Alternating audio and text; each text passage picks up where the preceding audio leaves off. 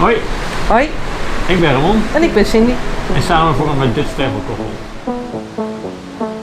In juni 2024 hebben we een cruise gemaakt vanuit Rotterdam naar IJsland en Ierland met de Celebrity Silhouette. In deze video laten we jullie het schip zien,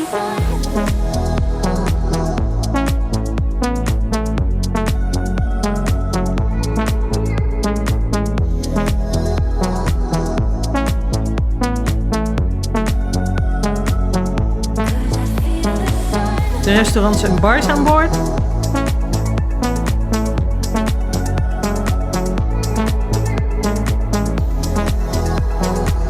en het entertainment.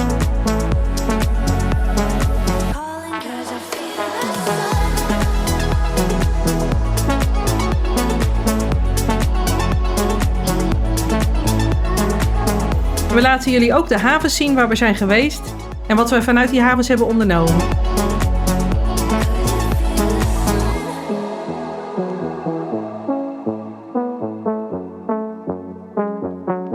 We hopen dat jullie net zo genieten van deze film als wij hebben genoten van deze cruise.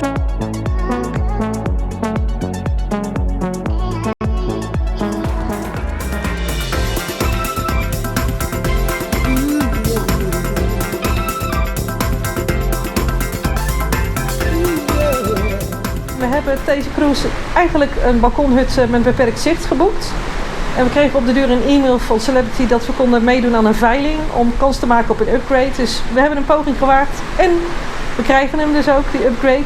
We laten verderop in deze video onze hut zien. En dan vertellen we ook wat de verschillen zijn van de aquaklas ten opzichte van de gewone balkonhut. Veel kijkplezier! We beginnen onze reis met de trein en gaan van Vlissingen naar Rotterdam Centraal.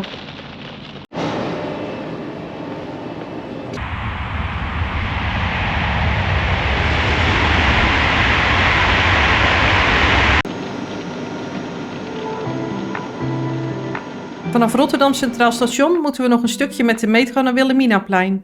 We nemen hiervoor lijn D richting de Akkers. Je kan met de lift bij het perron van de metro komen. Als je veel bagage hebt, zou ik hier zeker gebruik van maken. Voordat Ramon en ik aan boord gaan, nemen we nog even de veiligheidsinstructies door. Deze kan je starten via de Celebrity app op je telefoon. Hierin krijg je onder andere te zien hoe je je reddingsvest aandoet en wat je moet doen in een noodsituatie.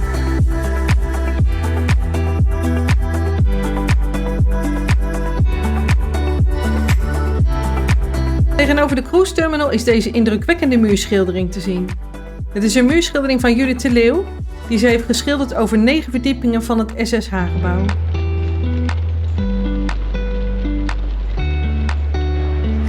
In de cruise terminal leveren we de koffers in. Daarna gaan we in de rij om in te checken. We worden snel geholpen in de cruise terminal, waardoor we vlot aan boord kunnen. Cindy and Ramon, welcome. Thank you. Thank you. Nu alleen nog door de overdekte brug en dan kan de vakantie echt beginnen.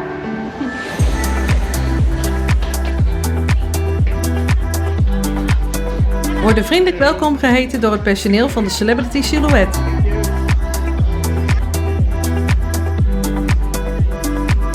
We gaan met de glazen lift naar dek 11 en gaan op zoek naar onze hut. Hut 1578. Onze boardingpas zit al achter het nummerbordje van onze hut. We krijgen er 2, 1 voor Ramon en 1 voor mij. Met deze pas hebben we toegang tot onze hut, kunnen we betalen aan boord en hebben we toegang tot bepaalde ruimtes omdat we een aquaklas hut hebben. Ramon en ik gaan nog even wat drinken bij de Sunset Bar. Bij deze bar heb je allemaal relaxte stoelen en kan je uitkijken over het water. En ze hebben er ook lekkere cocktails. Dit is de Lawn Club, een groot grasveld met relaxstoelen. Overigens moet je voor je voordeel geen drankenpakket nemen, want je moet echt heel veel drinken, wil je dat eruit halen. En daar gaan we, het schip vertrekt. De Celebrity Silhouette vaart achteruit de haven van Rotterdam uit. We varen ook langs de SS Rotterdam. Dit schip is van 1959 en is oorspronkelijk van de Holland-Amerika-lijn geweest. Nu doet het dienst als hotel en ligt vast op de kop van Zuid in Rotterdam. Ramon en ik hebben hier ook al een paar keer gelogeerd. Erg leuk. Rotterdam is een erg leuke stad om doorheen te varen. Met de Erasmusbrug op de achtergrond en de watertaxi die regelmatig voorbij vaart.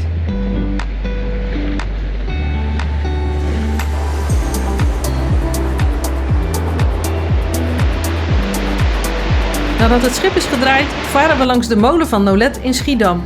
Als je de Nolet distilleerderij een keer van binnen wilt zien, kijk dan naar ons filmpje Rondleiding door Nolet distilleerderij Schiedam. Na het pontje van Maassluis varen we via de nieuwe waterweg door naar Hoek van Holland. We zijn weer naar binnen gegaan en ik neem nog even een kijkje in de bibliotheek. In de bibliotheek hebben ze, zoals je ziet, ook puzzels. Als je langs de bibliotheek kwam, zag je regelmatig mensen puzzelen. De bibliotheek zit op dek 10 en is in principe onderdeel van de Grand Foyer, welke van dek 3 tot helemaal bovenop het schip doorloopt.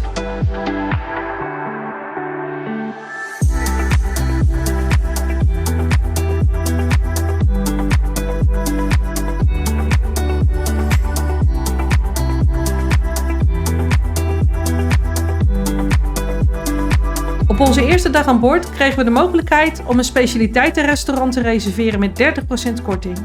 Wij hebben ervoor gekozen om naar Le Petit Chef te gaan.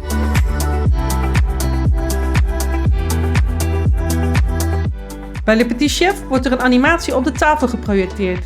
Het is net alsof de tafel tot leven komt. Without further ado, allow me to introduce to you, all the way from France, measuring 6 centimeters, the world's smallest chef, Le Petit Chef. Bonjour! Let me give you 4 tips on how to become a great chef. There, the tomato was introduced to the European aristocracy. But they got sick from eating tomatoes.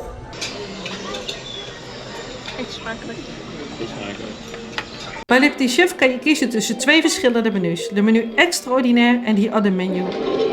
De voorstelling is gebaseerd op de menu extraordinaire. Dat betekent dat het kleine kokje van 6 centimeter groot die gerechten ook echt op jouw bord staat klaar te maken. Maar als je liever andere gerechten wil, dan kan je voor die other menu kiezen. Maar je kan ze ook combineren. Let me present to you tonight's dish, inspired by the great Russian painter Vasily Kandinsky. Enjoy. Thank you. Just like it is my honor to inform you that you have graduated from Le Petit Chef University with great distinction. Let me present to you your official degree. Going further, you can now call yourself a super chef. Wij vonden het erg leuk en hebben er heerlijk gegeten. We hebben gelijk voor de 2 andere voorstellingen geboekt.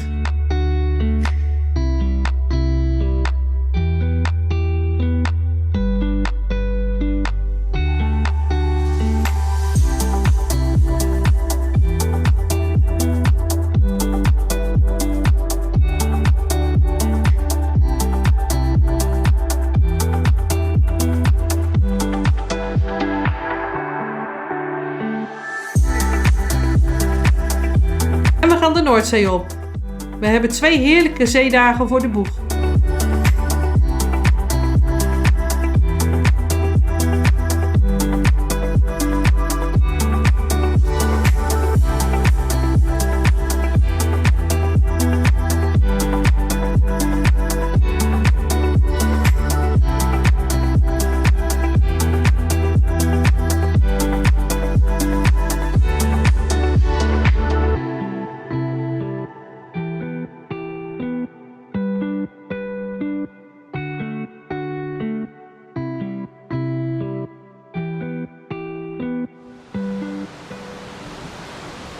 Voordat we in IJsland aankomen, hebben we eerst 2 dagen op zee. Dit is de eerste dag.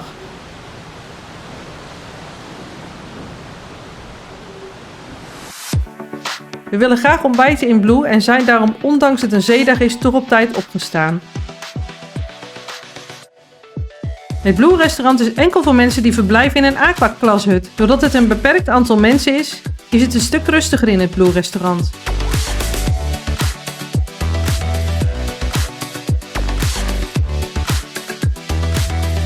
Bij Blue kan je bij je ontbijt kiezen voor verse sap zoals jus d'orange en een smoothie. Die hoef je niet voorbij te betalen.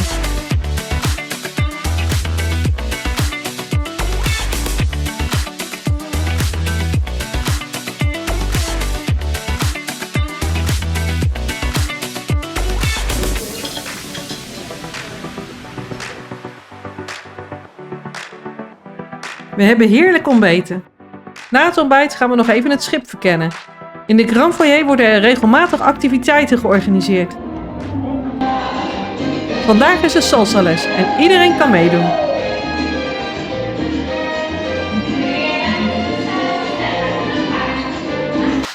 Op de eerste dag krijg ik een gratis bedelarmband aangeboden. Deze kan ik gaan ophalen in een van de shops aan boord.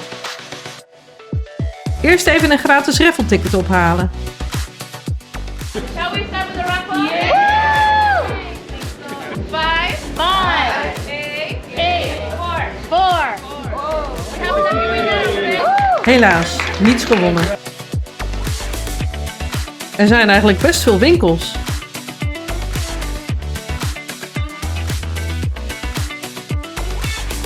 Als je de trap op gaat, kan je boven nog verder shoppen. De winkels zitten op dek 4 en 5. Onderweg hangen er verschillende kunstwerken.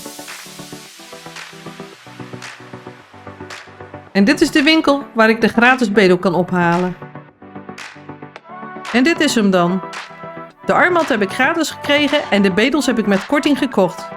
Totaal was ik $10 kwijt. Hier lopen we door het gigantische casino van de Celebrity Silhouette. Voor ons is het bij dit ene bezoek gebleven. We gaan verder naar dek 12.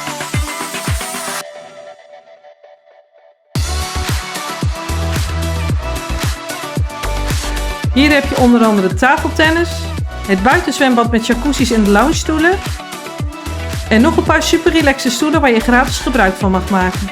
Na het buitenzwembad komen we bij het solarium. Dit is een overdekt gedeelte met jacuzzi's, een binnenzwembad en een groot aantal luxe lichtstoelen. Op dek 12 zit ook de spa en de fitness. Vanuit de fitnesszaal kan je voorin ook naar buiten. We hebben dit niet gedaan omdat het te hard waaide op dat moment en we zijn later vergeten om terug te gaan. We gaan nog even naar het buitenzwembad. Ondanks de kou gaat Ramon toch nog even zwemmen. En daarna lekker opwarmen in de jacuzzi.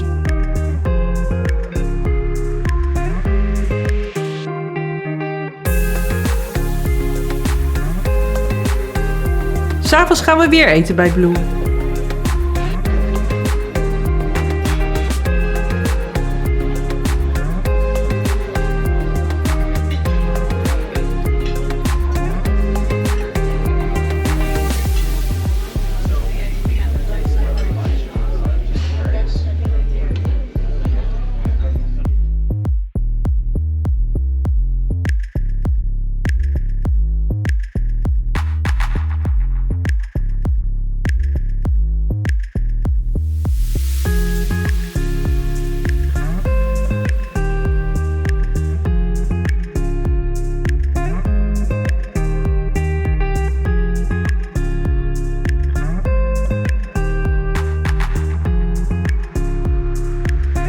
Het eten was weer heerlijk.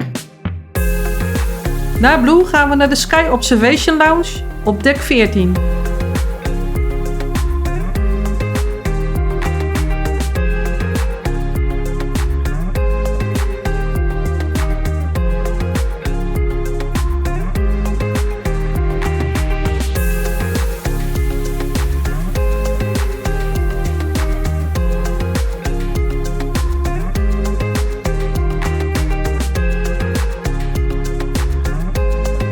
Vooraan in de lounge heb je van die relaxte schommelstoelen waar je heerlijk over de zee kan kijken.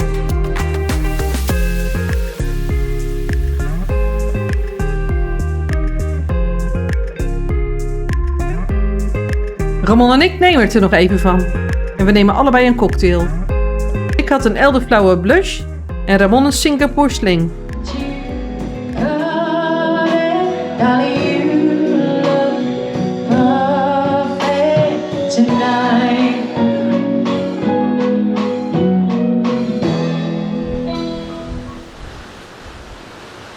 Vandaag hebben we nog een dag op zee. 'S Morgens worden we vergezeld door meeuwen die sierlijk over de golven vliegen.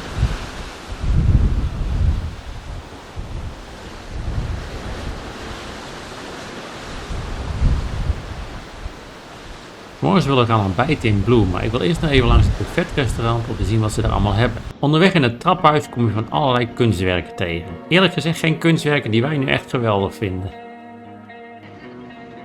Het is nog mooi weer, dus ik ga via het bovendek. Dan kan ik jullie gelijk het zwembad van bovenaf laten zien.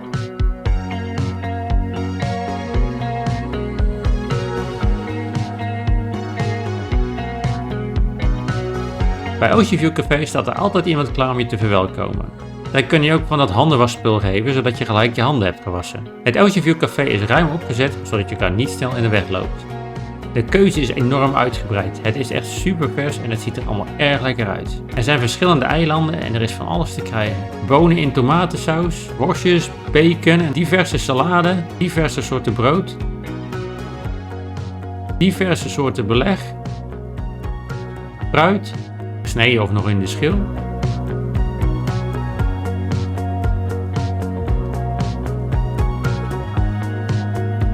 yoghurtjes, gerookte zalm, cream cheese, bagels en geroosterd brood, pannenkoekjes en wafels en nog veel meer lekkere dingen.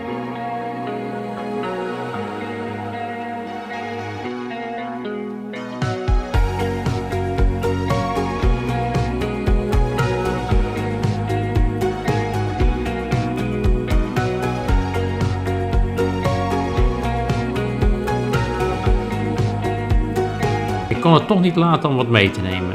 Dit is het geworden: een muffin, een chocoladebroodje en een schaal vers fruit.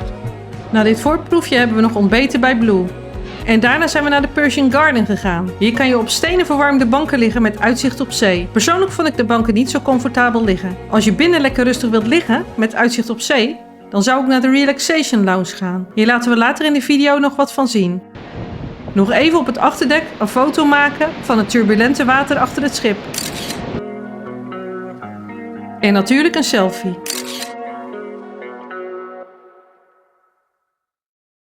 Welkom op dek 11 van de Celebrity Silhouette. Op dit dek hebben wij een balkonhut. Een balkonhut van de Aquaclass. We hadden eigenlijk een gewone balkonhut. Maar we hebben via een upgrade een luxere kamer in de Aquaclass gekregen. En ik ga jullie zo dadelijk de kamer laten zien. En dan vertel ik een beetje wat de verschillen zijn ten opzichte van een gewone hut.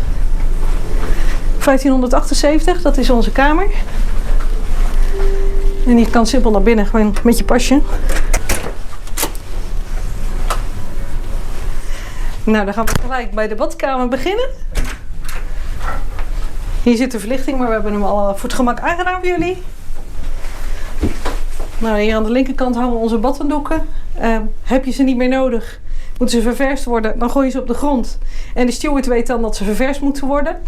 Dus je bepaalt zelf wanneer dat gebeurt. Hij komt 2 keer op een dag. En in een gewone balkonhut is dat maar 1 keer op een dag. Dan hebben we opbergruimte voor je toiletspullen. Met een glazen deurtje en een houten deurtje. En nog wat laadjes. Die gaan niet zo soepel, zoals jullie zien. Nou, toilet en de douchecabine. Nou, in de douchecabine is een wat luxere douchekop. En je hebt van die jet hier zo zitten. Dat heb je niet bij je gewone balkonhut. En een ander voordeel van de Aquaclass kamers is dat je dus mag gebruik maken van de spa producten. Dat is shampoo, conditioner, bodywash en dan hebben we hier nog bodylotion en lippenbalsem. Nou, wat een nadeel is, dat vinden wij tenminste een nadeel. Bij de meeste cruise lines dan heb je hier zo een waslijntje. Nou, dan kan je je badkleding nog te droog hangen als je in de spa of in het zwembad bent geweest. Maar ja, dat is hier niet. Dus ja, dan hang je het maar in de douchecabine aan de nodige dingen. Maar 1 ding wil ik nog laten zien. Want geloof het of niet, waar denk je dat hier de drankglazen staan? Onder de wasbak. Een hele vreemde sluiting ook. Bij toeval ontdekten we dat het hier stond. Want ja, wie verwacht dit nu, hè? In de badkamer. Nou, dan hebben we hier nog 2 haken. Nou, daar kan je je jas of een badjas aan hangen. King size bed. Met daarboven, boven ieder deel van het bed, zeg maar, opbergruimte. En nachtlampjes. Nou, er zijn dan aan allebei de kanten van het bed zijn er ook een soort nachtkastjes. Ze zijn niet gesloten. Maar goed, er staat een telefoon op. Maar je kan er ook iets anders op zetten. Dan weer een kledingkast, want het is alleen een hangkast. Ik vind het zelf wel jammer, want ik heb ook graag wel een lichtgedeelte. Maar je kan het alleen maar hangen. En wat er heel verrassend in deze kast allemaal zit, ook omdat dit een spa-klas, aquaklas is. Je krijgt hier zo badjassen. En van die geweldige slips. Met de X van Celebrity. En wat er ook nog is, maar jij hebt het eruit gezegd, want anders past het allemaal niet meer in de kast. Er zitten yogamatjes bij. Je ziet het al, die wordt veel gebruikt. En ik ben bang dat we ze nodig gaan hebben tijdens de cruise nog. Want het is natuurlijk niet het beste klimaat. Maar parapluutjes die je mag gebruiken. Nou, dan gaan we even naar de andere kant. Want ik heb een CPAP. Misschien hebben jullie dat in vorige afleveringen al gezien. En je mag niet je eigen verlengsnoer meenemen. Dan moet je echt vragen. Schijnbaar is dat gevaarlijk. En die wordt dan helemaal zodanig neergelegd dat er niemand over kan vallen. Want er zijn geen stopcontacten bij een bed. En dat is natuurlijk zeer onhandig als je medische apparatuur hebt. Vergeet niet dat je ook een adapter mee moet nemen. Want het is een Amerikaanse stekker. Het is natuurlijk ook een Amerikaans schip. Dus niet zo heel gek. Dus die wordt hier dan neergelegd. En hier zo zien jullie al, dan wordt die vastgeplakt dat je niet je nek erover breekt. En hier zo gaat hij dan in het stopcontact, als je het goed doet. Wat dan gelijk opvalt is de kleine hoeveelheid met stekkers die je beschikbaar hebt. Ja, je hebt dus de Amerikaanse stekker waar nu dus dat verlengsnoer in zit. Nog een Amerikaanse, een schakelaar, van welk licht weet ik niet. Oh, dat is boven de spiegel. Je hebt hier wel een Europese. Nou, wat is dit? Ja, dat is netwerk, maar ja, dat ga je toch niet gebruiken? Oh, nee, dat ga je niet gebruiken, dus daar hebben we niks aan. Maar ja, dat vinden wij zeer beperkt, want wij hebben video-filmapparatuur. Nou, wie heeft tegenwoordig niet zijn telefoon en tablet mee? Dus ja, ook dat moet je allemaal hier doen. En als je dan een smartwatch ook hebt, nou, het is echt drama. En het vervelende is, je hebt natuurlijk van die verloopstekkers en dan kan je leuk 2 USB'tjes op doen. Maar dat willen ze eigenlijk niet van het schip dat je dit gebruikt. Dus je moet echt heel efficiënt gaan laden. Anders heb je een probleem. Nog een kleine tip. Je kan ook de USB-aansluiting van de tv gebruiken als oplader. Nou ja, hier kan je dus lekker jezelf op gaan maken als je wil. Nog een laadje voor al je rotzooi. Nou, hier zit de kluis. Die kan je beveiligen met een code. En hieronder zit dan de koelkast. Oh, dat valt er bijna uit. Nou, als je aquaklas hebt, dan krijg je een gratis flesje met bubbeltjes. En er is wat erin zit. Op dat, nou, want dat is van mezelf. Ja, dat moet je allemaal betalen. Hou er rekening mee, je betaalt gewoon wel de hoofdprijzen als je iets uit de minibar gebruikt. Dus ik zou het, als het niet nodig is, niet doen. Wat je wel iedere dag krijgt als je aquaklas hebt, is 2 flesjes met water. Dat is makkelijk. Als je aan wal gaat, dan hoef je niet gelijk naar een winkel om te drinken. En ja, er staan natuurlijk glazen. Nou, als je hebt gebruikt, worden die ook netjes voor je afgewassen. Nou, dan hebben we nog 3 laden. Nou ja, het zijn eigenlijk allemaal dezelfde formaat laden. Daar kan je kleding en apparatuur in doen. Dan heb ik een tv. En die kan ook nog die kant opdraaien. Dus als je uit bed wil gaan kijken, kan dat ook. Laat even zien, dat laten we even zien met het bed erbij. Als die gedraaid is. Dus je moet wel op je zij gaan liggen of een beetje met een scheve nek gaan zitten kijken. Kijk, als je natuurlijk op de bank zit, dan zit je er recht tegenover. Er zit ook een kaartje bij van de steward. Jeffrey heet onze steward. Als er iets is, kan je hem altijd bellen. Nou, dat heeft hij ook bij de CPAP gedaan met het verlengsnoer. Dat wordt zo gebracht. Dus, of een naaldencontainer. Als je naalden of zo nodig hebt, dan krijg je ook een naaldencontainer. Dat zal ik even in de badkamer laten zien.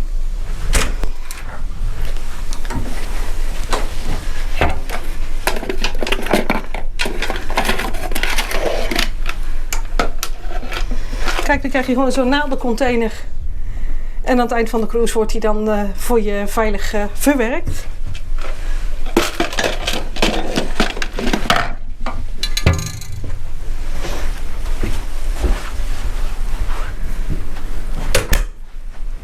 Nou, we hebben dus dan een bank, dat hebben jullie al gezien, waarop je tv kan kijken of gewoon lekker kan zitten. Met een tafeltje. Het tafeltje zit niet vast, dus je kan hem overal zetten waar je wil. Ja, wat hebben we verder eigenlijk nog? Het balkon. Oh ja, natuurlijk, het balkon. Met schuifdeur. Nou, ik ga speciaal voor jullie de kou in. Want echt lekker is het vandaag niet. We hebben regen. Dit is het balkon.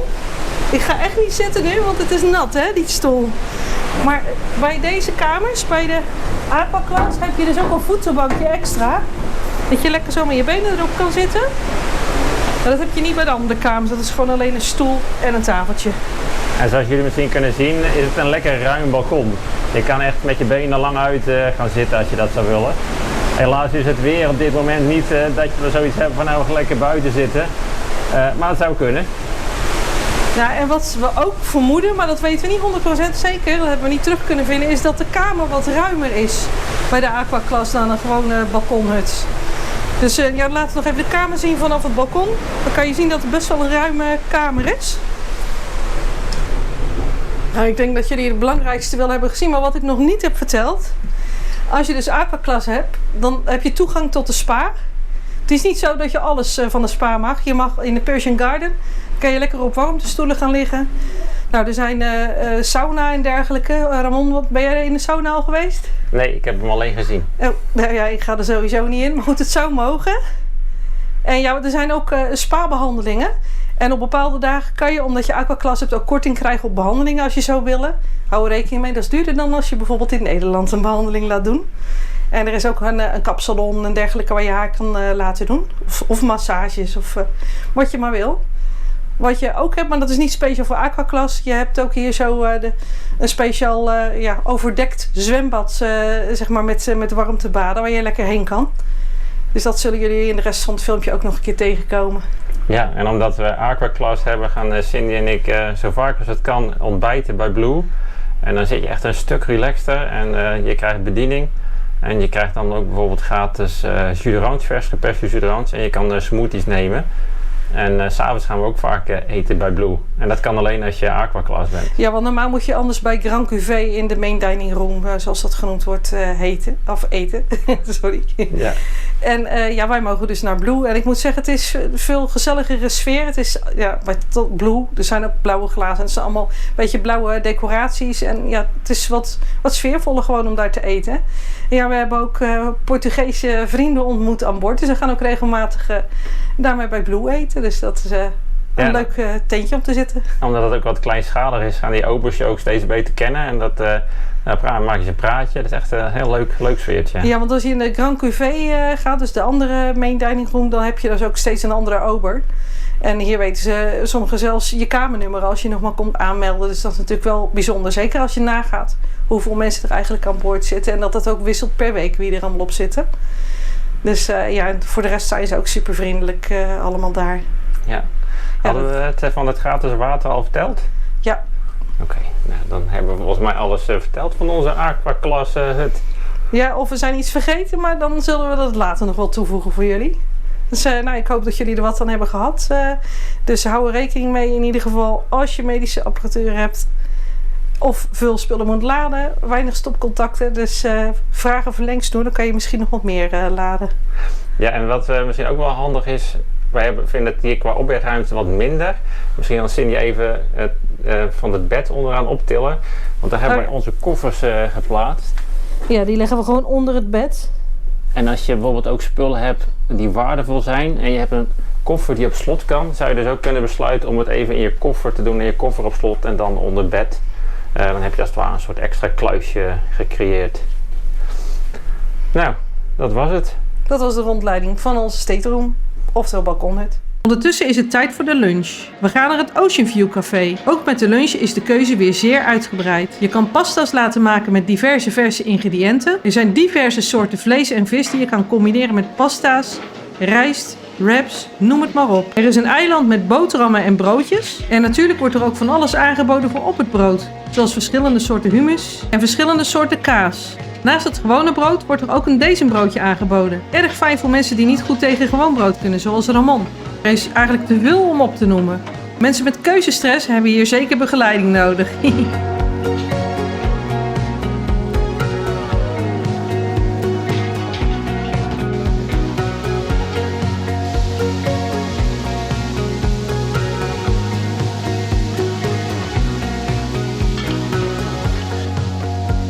Als je van alles wat neemt, kan je zoiets als dit krijgen. Paella, nachos met guacamole, kaas en tomaat, een burrito en een quesadilla. Na de lunch gaan we nog even naar de Hideaway, op dek 7 en 8.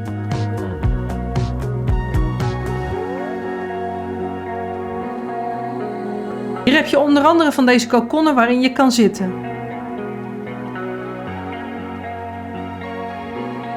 En van deze relaxstoelen. Het is een lekker rustig plekje met uitzicht op de boom van de Grand Foyer. Na de Hideaway gaan we nog even in de schommelstoelen zitten aan de rand van het solarium. In de Grand Foyer zijn er regelmatig muziekoptredens.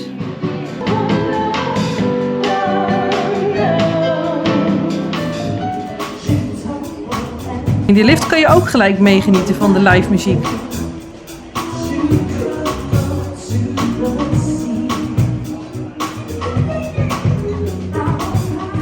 Bij Café Abacchio kan je speciale koffies kopen. Hi. De gebakjes en koekjes zijn gratis. How are you today? I'm fine, thank you. Thank you very much. Spaans of Portugese man die stond weer te zwaaien die vader. Ja, ik zag hem net.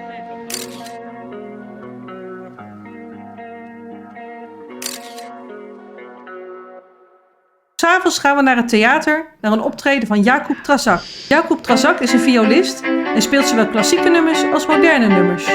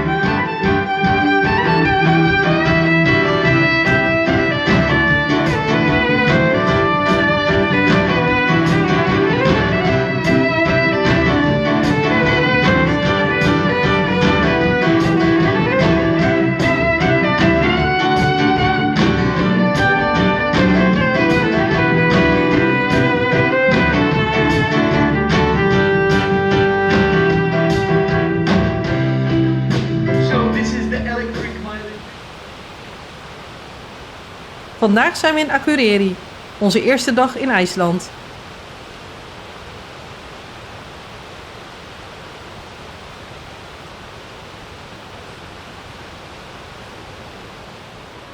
We hebben een paar maanden van tevoren een auto gereserveerd bij Akureyri Rent a Car.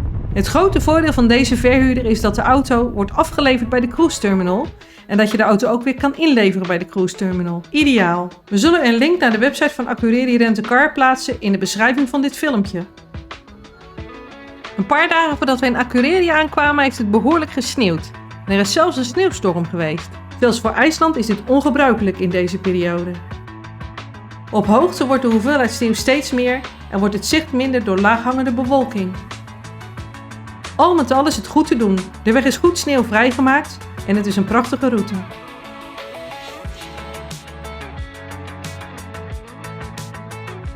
Onze eerste stop is bij Gollafoss. We hebben aan de oostkant van Gollafoss geparkeerd en gaan aan de westkant lopen. De westkant was toen wij er waren een stuk rustiger. Bij de parkeerplaats aan de oostkant heb je een winkel en toiletten. Met name dat laatste was de reden om aan de oostkant te parkeren.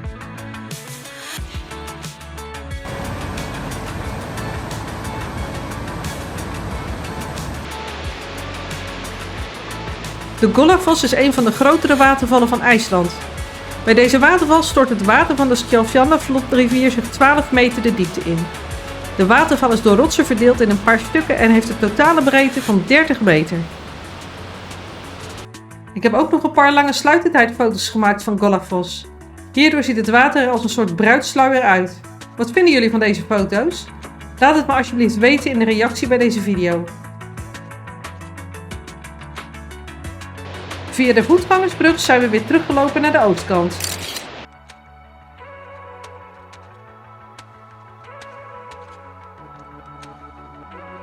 De krullende hoefijzervormige Gollafoss speelt een belangrijke rol in de IJslandse geschiedenis. In het jaar 1000 had de wetspreker met de onmogelijke naam Thorgeir Josefsvingagoli de onbetwistbare taak om de officiële religie van IJsland te kiezen, het Germaanse heidendom of het christendom. Na zijn besluit voor het christendom werd Thorgeir zelf christen en wierp hij zijn heidense afgodsbeelden van de waterval. Vandaar de naam Gollafoss, ofwel waterval van de goden. Het is een prachtige waterval, maar helaas, we moeten weer verder. We lopen terug naar de auto en gaan rijden richting Skuteskallagríar.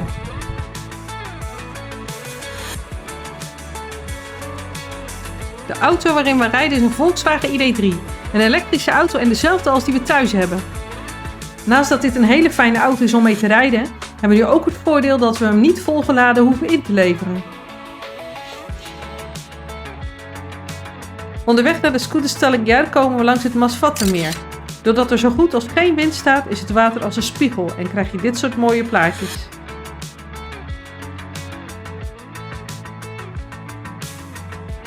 Het gebrek aan wind zorgt niet alleen voor mooie plaatjes. Doordat het relatief warm is, ontpoppen de muggenlarven zich en stikt het er van de muggen. We rijden weer verder. Onze verste bestemming van vandaag is het geothermisch gebied Querry. Ramon heeft het nagevraagd bij de verhuurder en heen en weer zou goed moeten kunnen op één volgeladen accu. Voor de zekerheid heeft Ramon toch maar een app geïnstalleerd en wat laadpunten onderweg opgezocht. Het IJslandse landschap is echt prachtig om doorheen te rijden. Dit is nu echt bijzonder door de sneeuw. Je hebt nu een mooi contrast tussen de gedeeltes waar nog sneeuw ligt en de gedeeltes waar de sneeuw al gesmolten is. Nog even een tussenstop om het geweldige landschap met de berg Bindvekkerfjell op de foto te zetten.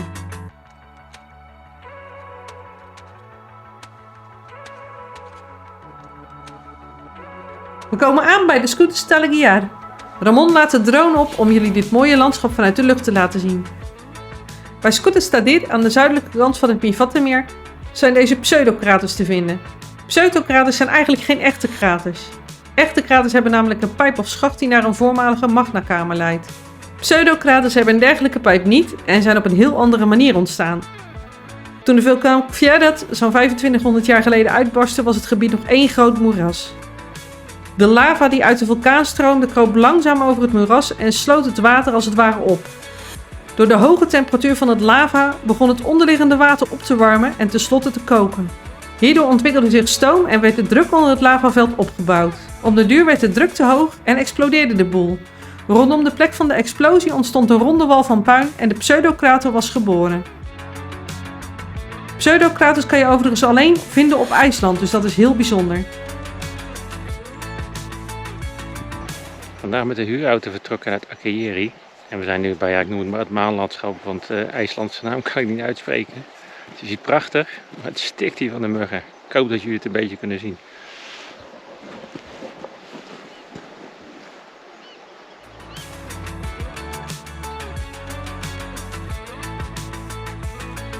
Toen wij er waren, gingen er een aantal schaapherders de schapen naar een andere weide verplaatsen. Er zaten ook een paar lammetjes bij. Erg leuk om naar te kijken en ook mooi om foto's van te maken. Zeker met het Mývatnarmeer en de half besneeuwde berg Bindvekkerfjell op de achtergrond.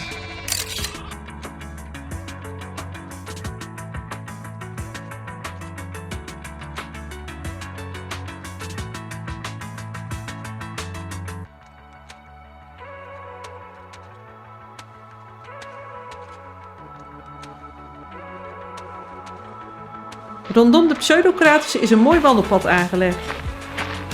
De muggen zijn erg op me gesteld, maar ik moet er niks van hebben. Rotinsecten. Het Mývatnarmeer wordt ook wel het muggenmeer genoemd. Ik hoef denk ik niet uit te leggen waarom. Omdat er veel muggenlarven zijn en er veel vis in het schone water voorkomt, wordt het gebied het hele jaar druk bezocht door diverse vogels. Op een aantal plekken langs het wandelpad zijn er ook uitkijkpunten gemaakt waar je eventueel op een bankje kan gaan zitten.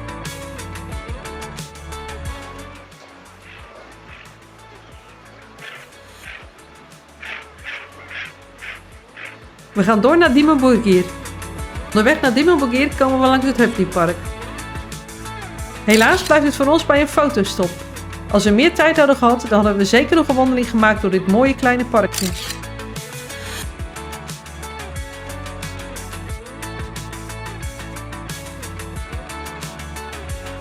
We rijden verder naar Dimon Borgir.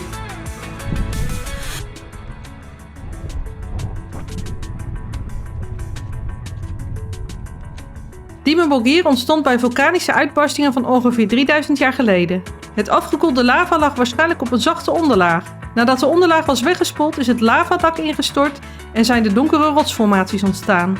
Wat dat betreft heeft het een zeer toepasselijke naam gekregen, want Dimur betekent donker en Borg betekent stad, ofwel donkere stad. Dat is de poort naar de hel. Dit is Hallafljót. Het is een boog van lava. Het wordt door de IJslanders ook wel Duivelspoort genoemd.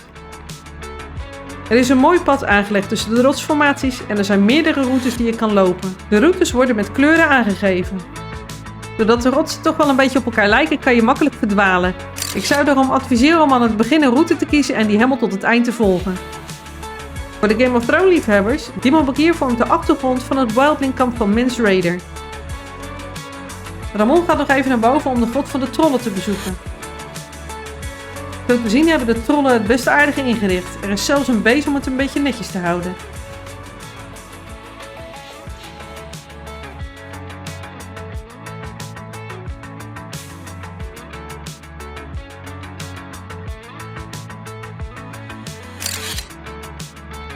Hier zijn nog een paar foto's die ik heb gemaakt toen we in het gebied Dimon Borgir waren.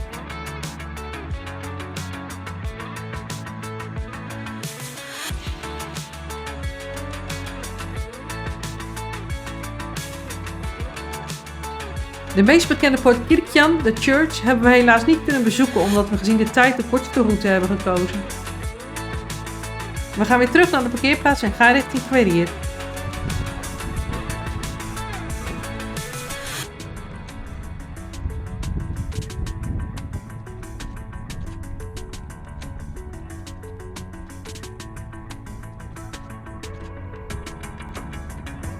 Onderweg hebben we uitzicht op de Kverfet-krater. De Kverfet is een grote vulkaankrater in het noorden van IJsland. Hij is ongeveer 2500 jaar geleden ontstaan tijdens een vulkaanuitbarsting. Het is een van de grootste kraters in IJsland en heeft een steile rand die bijna verticaal omhoog loopt. We naderen onze eindbestemming van vandaag, Querir. Het gebied wordt ook wel Querarent of Namaskart genoemd. In de verte zijn de stoompluimen al zichtbaar. Het is een geothermisch gebied aan de voet van de Namafjeld. Het gebied kenmerkt zich door kleurrijke zwavelhoudende grond, borrelende modderpoelen en fumarolen. Een fumarole is een opening in de aardkorst waar gas en stoom uit naar boven komen. Het gas dat hieruit komt bevat watersulfide dat de karakteristieke geur van rotte eieren veroorzaakt. Als je hier loopt stinkt het dus vreselijk naar rotte eieren. Als je last hebt van lucht in je buik en je weet de herrie te beperken, dan kan je hier onbeperkt winden laten zonder dat iemand het in de gaten heeft. De aardkorst in dit gebied is zo dun dat de grond superheet is. Blijf als je hier bent daarom altijd op de paden en stap niet in een van de borrelende modderpoelen, want je verbrandt je levend. De kleuren ontstaan door het hoge mineraalgehalte van silica, gips en zwavel. Je ziet er heel bijzonder uit met een mix van gele, blauwe, groene en bruine kleuren. Mocht je gek zijn op de lucht van rotte eieren, ga niet boven zo'n fumarole hangen om de geur er lekker op te snuiven, want de gassen die vrijkomen kunnen namelijk schadelijk voor je zijn.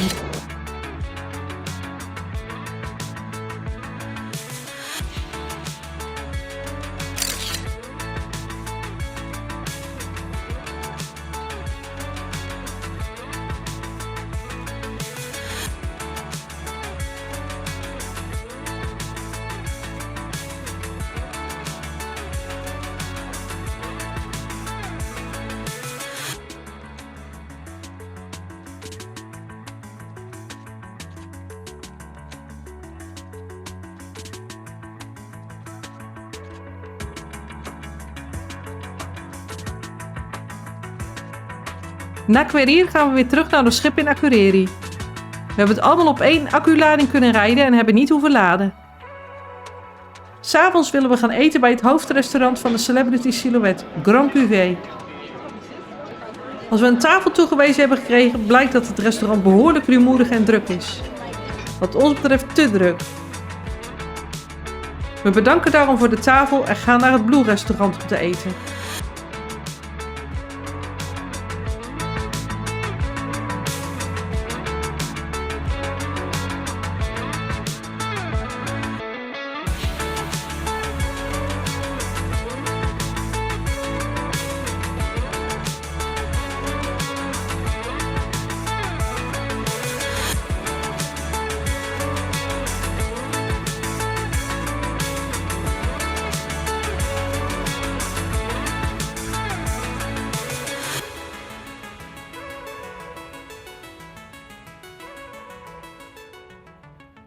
S'avonds gaan we nog naar het theater voor een optreden van de komiek Queen Patterson.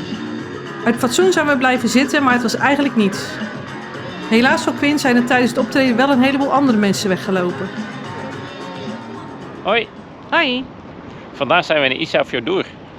En we gaan vandaag met een boot op walvissafari en we hopen dat we veel walvissen zullen zien. De kade van de cruisehaven in Isafjordur is niet groot genoeg voor ons schip de Celebrity Silhouette. Daarom worden we in Isafjordur met tenders aan wal gebracht. De reddingsboten van het schip worden gebruikt als tenders. Vooraf moet je aan boord een tenderticket halen. Op het ticket staat een nummer en tijd. Zodra je nummer wordt omgeroepen kan je aansluiten in de rij om met de tender aan wal te gaan.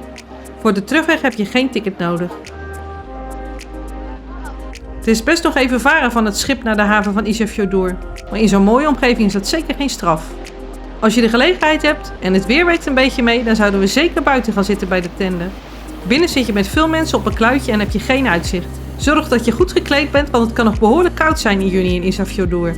Bij ons was het rond de 5 graden. Als welkom in Isafjordur doen deze meiden een paar radslagen, erg grappig.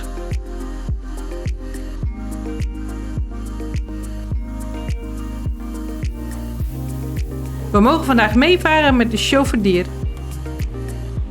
We hadden vooraf een walvissafari met een ripboot geboekt via Westtours. Maar deze werd helaas tijdens de cruise geannuleerd vanwege motorproblemen. Doordat ik wifi aan boord had, kon deze excursie op tijd omgeboekt worden naar een walvissafari met een gewone boot. Nou ja, gewoon. Deze is ook behoorlijk snel, dat gaan jullie nog wel zien. Isafjordur wordt ook wel de hoofdstad van de Westfjord genoemd.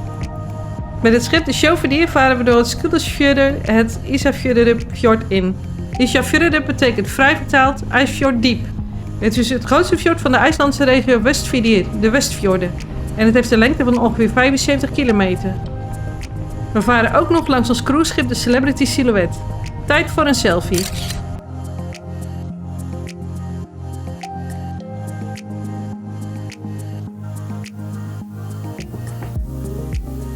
In het fjord kan je in principe allerlei soorten wilde dieren tegenkomen. Er zijn een groot aantal soorten vogels, waaronder de alk, de zeekoet en natuurlijk de papegaaiduiker. En je kan er zeehonden, dolfijnen, walvissen en soms zelfs orka's tegenkomen. We hopen deze trip walvissen tegen te komen, het liefst een hele grote die voor ons neus het water uitspringt en een bommetje maakt. Regelmatig zie je een groepje vogels laag over het water vliegen. Je moet goed kijken om te kunnen zien dat het papegaaiduikers zijn.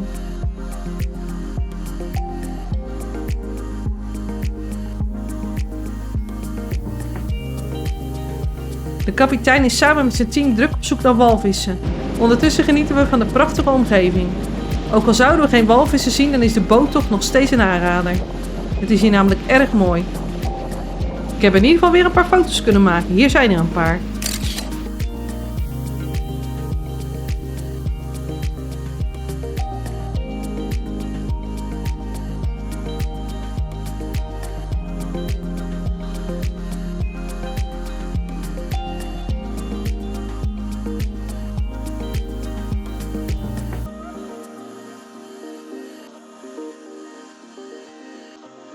We zijn alweer op de terugweg. Ondanks we geen walvissen hebben gezien, was het een geweldige beleving. Of zouden we dan toch nog een walvis te zien krijgen? Yes, daar is die. Wat een prachtig beest. Wist je dat er meer dan 20 soorten walvissen rond IJsland voorkomen? Dit betreft een bultrug. Ze danken hun naam aan de bult die zijn kleine rugvin draagt. Walvissen zijn zoogdieren en geen vissen. Ze moeten daarom boven water komen om adem te halen.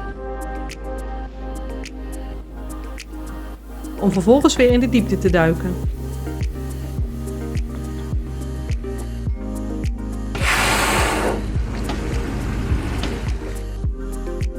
Volwassen mannetjes kunnen 14 meter lang worden en de vrouwtjes zelfs 16 meter.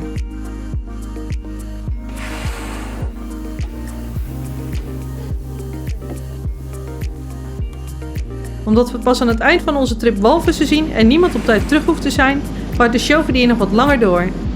We vonden het al een prachtige tocht, maar nu we de walvissen hebben gezien is het helemaal geweldig. Hierbij nog een paar foto's die ik van de walvissen heb gemaakt.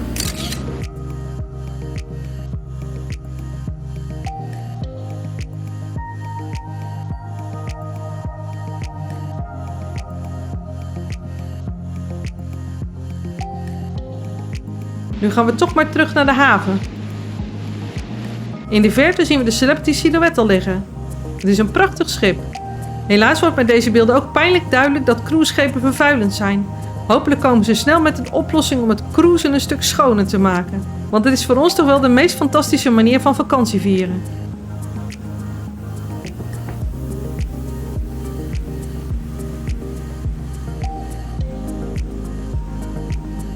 Het is een brouwerij. Ja, ik ga een biertje nemen. Ramon en ik gaan lunchen bij Dogan Brugges. Dogan Brugges is een klein familiebedrijf dat in oktober 2017 in Isefjordur is opgericht. Uitsluitend met het doel lokaal ambachtelijk bier te maken. We nemen de bierproeverij en nemen op advies van de barman de volgende smaken. Van links naar rechts: Dranky Amber Ale, Dianji IPA, Sumar Puki, dat is met rabarber, en Suan Ses IPA, dat is met de smaak mango milkshake. Naast de bierproeverij nemen we nog de fish and chips, oftewel Fiskur of Franskar. Dit is de beste fish and chip die we ooit hebben gegeten. Na de lunch lopen we verder naar het oudste gedeelte van de stad, genaamd Nebstikapsteder. Ik hoop dat ik het goed uitspreek. Het gebouw met het torentje is Turnhusi, het torenhuis, uit 1784. Dit gebouw is nu onderdeel van het Maritiem Museum. Vroeger was het Turnhusi een magazijn. Handelaars vestigden zich vanaf 1569 in Isefjordur, dat in de 16e eeuw werd aangesloten bij de Hanze. Isefjordur heeft een beschutte haven en werd het belangrijkste handelspunt van IJsland, vooral voor de Denen. Links zie je Turnhusi en daarnaast zie je het zwart geschilderde gebouw met witte kozijnen. Dat is Kramboe uit 1757. Dit was vroeger een pakhuis en is nu een woonhuis. Rechts naast Kramboe zie je het steenoude gebouw met zwarte dak. Dit is Turnhusi uit 1781. Turnhusi is nu een visrestaurant. We lopen verder het plaatsje Isefjordur in. Die leuk gekleurde huisjes geven de plaats een zomerse sfeer, ook al is het nog steeds behoorlijk koud. Ook dit plein is behoorlijk kleurig gemaakt met de regenboog op de grond. Je ziet de regenbogen in meerdere IJslandse steden. Google maar eens op Rainbow Street IJsland. Rechts zie je een gebouw met de tekst Boekladan. Dit betekent boekenlading en dit is dan ook heel toepasselijk een boekenwinkel. Op de achtergrond de Isefjordur Kerkje. Hier nog een paar foto's die ik in Isefjordur heb gemaakt.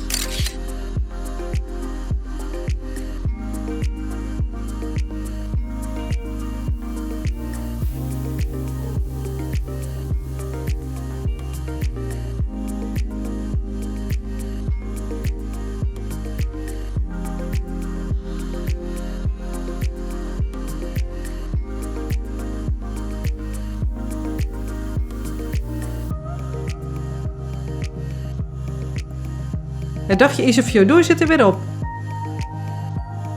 We hebben vanavond weer een reservering bij Le Petit Chef. We vonden het de vorige keer erg leuk en er is vandaag een andere show genaamd Magical Cooking Book. We hebben de reservering gemaakt op dag 1 bij de eerste show en kregen toen 20% korting op het reserveren van de volgende shows. Celebrity Cruises presents Le Petit Chef and their magical cooking book. Once he arrived home, he quickly realized this was no ordinary cooking book. The book contained magical recipes. Oh, don't use too much lemon. Oh, watch out, you're burning the butter. Has ever seen? Your wish is my command.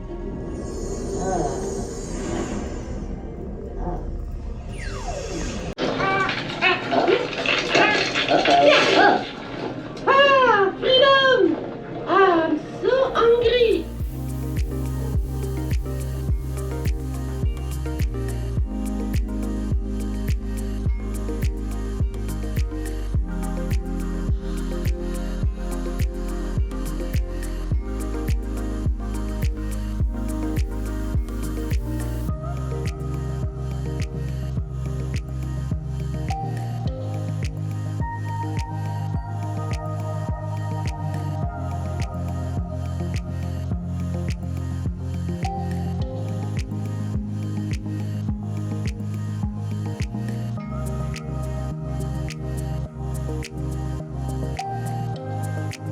S'avonds gaan we nog naar een optreden van Jacob Trassak in de Sky Lounge.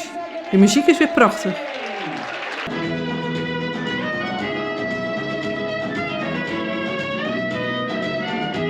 Zoals je kan zien hebben we het prima naar ons zin samen met Ines. Overigens bestond het entertainment bij de Celebrity Silhouette voornamelijk uit muziekoptredens.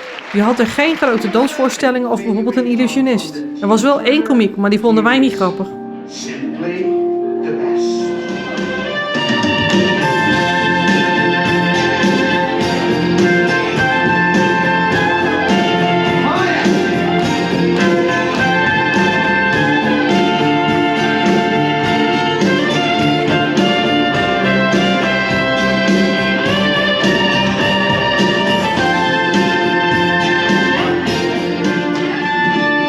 We maken nog even een dansje en gaan daarna weer terug naar de hut.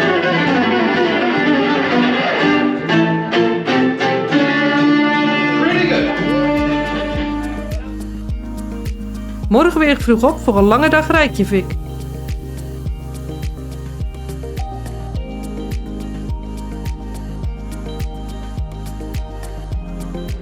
Hoi, Hoi. vandaag zijn we van 7 uur 's ochtends tot 12 uur 's avonds in Reykjavik. We hebben een auto gehuurd via Thrifty en daarmee gaan we de hele dag op pad naar het zuiden. We hebben samen een route uitgestippeld met allerlei leuke bezienswaardigheden. En in het filmpje gaan we jullie daar wat leuke hoogtepunten uit laten zien. We rijden vandaag vanuit Reykjavik de zuidelijke route en zullen onderweg bij verschillende bezienswaardigheden stoppen. We hebben de auto gehuurd bij Thrifty. Het voordeel van Thrifty is dat je daar de sleutel in de brievenbus kan gooien en dus niet gebonden bent aan de sluitingstijd van het kantoor. Het kantoor van Thrifty is meer dan een uur lopen vanaf de cruise terminal. We hebben daarom gebruik gemaakt van het openbaar vervoer in Reykjavik. Als je het goed voorbereidt is dat goed te doen. Als je meer wilt weten over hoe je gebruik kan maken van het openbaar vervoer in Reykjavik en welke bussen in de buurt van de cruise terminal komen, laat dan een berichtje achter in de reacties.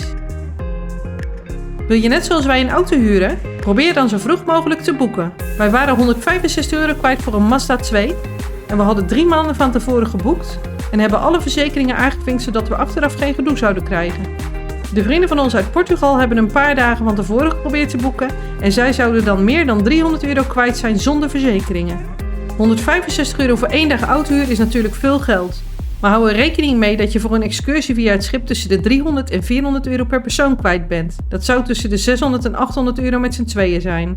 Daarnaast heb je met een huurauto veel meer vrijheid om te bepalen waar je heen gaat en hoe lang je ergens wilt zijn. Het verste dat we vandaag willen gaan is de Grothals Sannem Setlier bij Jerennishfjera Beach. Vanaf Thrifty autoverhuur is dat bijna 2,5 uur rijden. De all-on-board time van het schip is 11:30 s'avonds. We nemen wat speling en houden 10 uur aan als tijd om terug te zijn bij het schip. Thrifty gaat om 8 uur open, dus we hebben ruim de tijd om tussenstops te maken en op ons eigen tempo van alles te bekijken. We komen aan bij de Seljalandsfoss. Van Thrifty naar Seljalandsfoss ben je ongeveer 1 uur en 3 kwartier onderweg.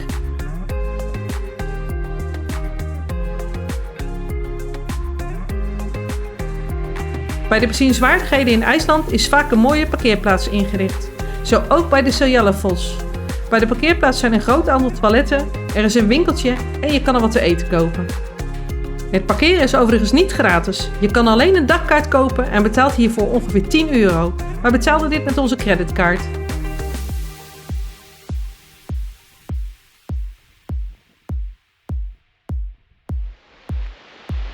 Seljalandsfoss is een van de meest iconische watervallen van IJsland. Deze prachtige waterval is het resultaat van de rivier Seljalandsá die spectaculair over de rand van een klif stroomt. De rivier heeft zijn oorsprong onder de Eyjafjallajökull-gletsjer en zorgt voor een consistente en krachtige waterstroom. In dit gebied is een goed toegankelijk wandelpad aangelegd. Deze gaat naar de Seljalandsfoss en de verborgen Pjurofoss.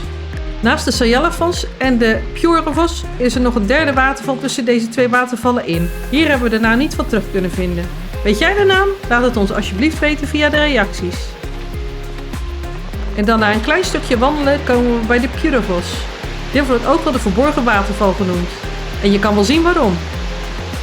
Om bij de waterval te komen moet je door een kleine kloof heen.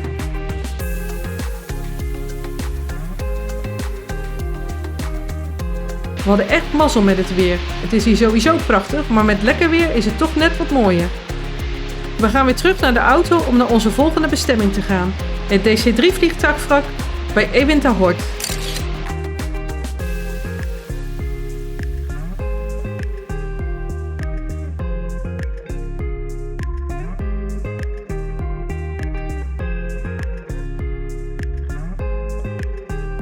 Het water van de Seyjallafons valt iets meer dan 60 meter naar beneden in een poel. Deze poel heet Kerrit of Vosker. Daarna gaat het water weer verder als een riviertje.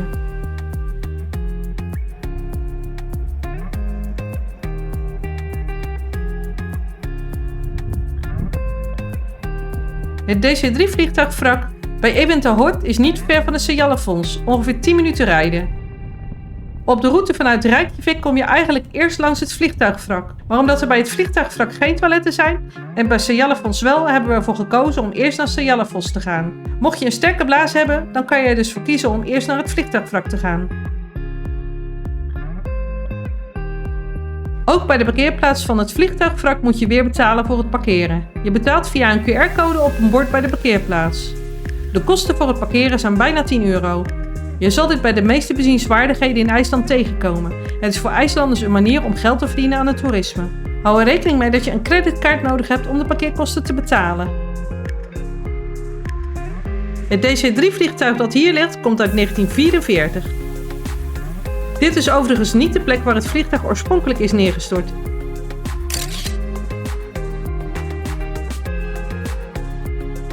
Het vliegtuig werd in de jaren 60 gebruikt door de marine van de Verenigde Staten en had als basis Keflavik. Op 25 juli 1969 vloog de DC-3 van Keflavik naar de boerderij Södernes in het noordoosten van IJsland. Bij de landing week het vliegtuig ineens onverwachts naar rechts en raakte buiten de landingsbaan. Er raakte gelukkig niemand gewond, maar het vliegtuig raakte wel dusdanig beschadigd dat het niet meer terug kon vliegen. De kosten van transport en reparatie waren zo hoog dat besloten werd dat het vliegtuig achtergelaten werd in het veld van de boerderij Södernes, vlakbij de landingsbaan. Daar werd het DC-3 vliegtuig gebruikt als schuilplaats voor de paarden en schapen en als speelplaats voor de kinderen uit de buurt. Het werd echter ook een toeristische attractie wat niet goed was voor de dieren van de boerderij. Daarom besloten de boeren August en Steinun dat het tijd was om het vliegtuigwrak te verhuizen. Thomas Birgir, de eigenaar van de Ewinterhort boerderij, zorgde er uiteindelijk voor dat het vliegtuigwrak werd verhuisd naar Ewinterhort. En nu ligt het dus in de buurt van de Ewinterhort boerderij.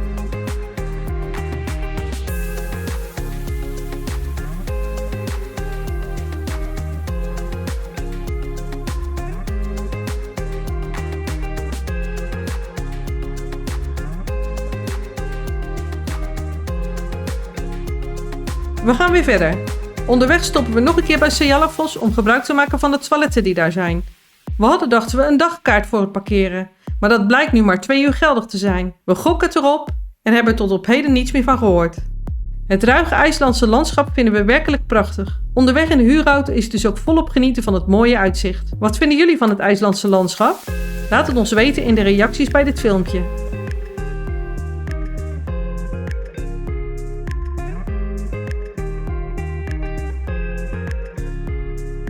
Op de route naar Reynisfjara Beach komen we langs de gletsjer Sólheimajökull. Deze kan je hier in de verte zien. Tijdens ons bezoek aan IJsland in 2012 zijn we bij deze gletsjer geweest. Om jullie een indruk te geven, hier een paar foto's van 2012. Op deze foto's zijn Ramon, zijn broer en zijn vader te zien en krijg je een goede indruk van de hoogte van het ijs. Als je nu de gletsjer bezoekt, zal het er waarschijnlijk anders uitzien. Door klimaatverandering krimpt de gletsjer met 50 meter per jaar. We zijn ondertussen 12 jaar verder, dus reken maar uit. Verder op de route verschijnt aan de rechterkant deze parkeerplaats. Dit is de parkeerplaats om het Sellum Santur vliegtuigwrak te bezoeken. Tijdens ons bezoek aan IJsland in 2016 hebben Ramon en ik er vanaf de parkeerplaats 1,5 uur over gelopen om bij het vliegtuigwrak te komen. Tegenwoordig is er ook een pendelbus vanaf de parkeerplaats. De Amerikaanse DC-3 ligt op het zwarte zandstrand van Sólheimasantur, in de buurt van het plaatsje Vík. Het is 24 november 1973 neergestort, waarschijnlijk door te weinig brandstof, omdat de piloot de verkeerde brandstoftank had gekozen. Helaas hadden we slecht weer op de dag dat we het vliegtuigwrak bezochten.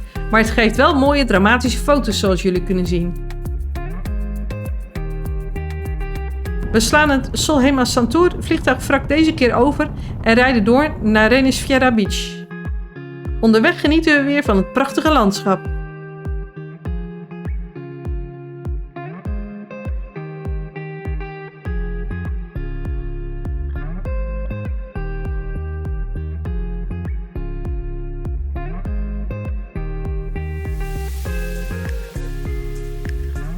Op weg naar het zwarte strand van Reynisfjärda komen we langs dit kerkje uit 1859, genaamd Reyniskirkja. Er bestaat een legende rondom dit kerkje. Meer hierover zullen we in de beschrijving van dit filmpje zetten. Uiteindelijk komen we aan bij de parkeerplaats van Reynisfjärda Beach. Ook hier moeten we weer een dagkaart kopen van rond de €10. Ramon heeft vooraf gekeken naar de waterstanden van Reynisfjärda Beach. Rond 3 uur is het laag water. Met laag water kan je in de grot en is er meer ruimte op het strand waardoor de gevaren van de ruige golf kleiner zijn. We hebben onze reis goed gepland en zijn precies om 3 uur daar. Ook dit is weer een zeer indrukwekkende plek. De grot, de specifieke basaltrotsen, het zwarte zandstrand Reynisfjärda en de indrukwekkende rotsformaties Reynisdrankar in de zee. Prachtig, vinden jullie ook niet? Ik maak nog even een foto van Reynisdrankar.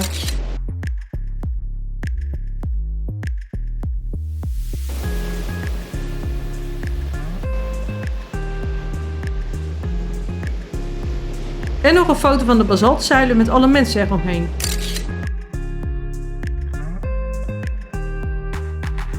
En erop. De grot Hans Sanem Sedlier staat bekend om de opvallende basaltzuilen langs de ingang.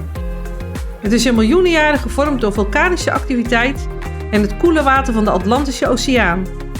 Het interieur van de grot is al even fascinerend, met de basaltformaties die een ingewikkeld bijna buitenaards patroon vormen langs de wanden en het plafond. De grot Hans Sanem Sedlier ligt aan de voet van de berg Reynisfjall bij Vík. In het gebied zitten vele vogels, waaronder papegaaiduikers, Noordse stormvogels en zeekoeten. We lopen door over het strand richting de indrukwekkende rotsformaties in zee, Reynisdrankar. Zoals bij de meeste bijzondere plekken in IJsland is er een IJslands volksverhaal dat de oorsprong van Reynisdrankar-pilaren en hun griezelige uiterlijk verklaart. Volgens de legende zagen een paar trollen 's nachts een schip op zee en gingen ze het water in om deze te bereiken. Ze kregen het schip te pakken en begonnen het naar de kust te slepen. Maar zoals vaak gebeurt in trollenverhalen, was hun timing verkeerd. Voordat ze ook maar in de buurt van de schaduw waren, brak de dageraad aan. De trollen werden onmiddellijk in steen bevroren en zijn sindsdien vereeuwigd gebleven als waarschuwing voor hun verwanten. We gaan weer teruglopen richting de auto. In de verte zie je de rotsformatie van Derolé. Hier gaan we hierna naartoe. Het ziet er heel kalm en ongevaarlijk uit als je Ramon zo op het strand ziet lopen. Maar Reynisfjärda is een van de gevaarlijkste plekken in IJsland. Er zijn geen belangrijke landmassa's tussen Antarctica en Reynisfjärda, waardoor de golven de hele lengte van de Atlantische Oceaan hebben om kracht op te bouwen. Dit betekent dat de zogenaamde sneaker waves zelfs op rustige zomerdagen uit het niets kunnen komen en veel verder het strand op kunnen komen dan je ooit zou verwachten. Let dus goed op, houd afstand tot de branding en ga niet met je rug naar de branding staan, tenzij je op grote afstand staat.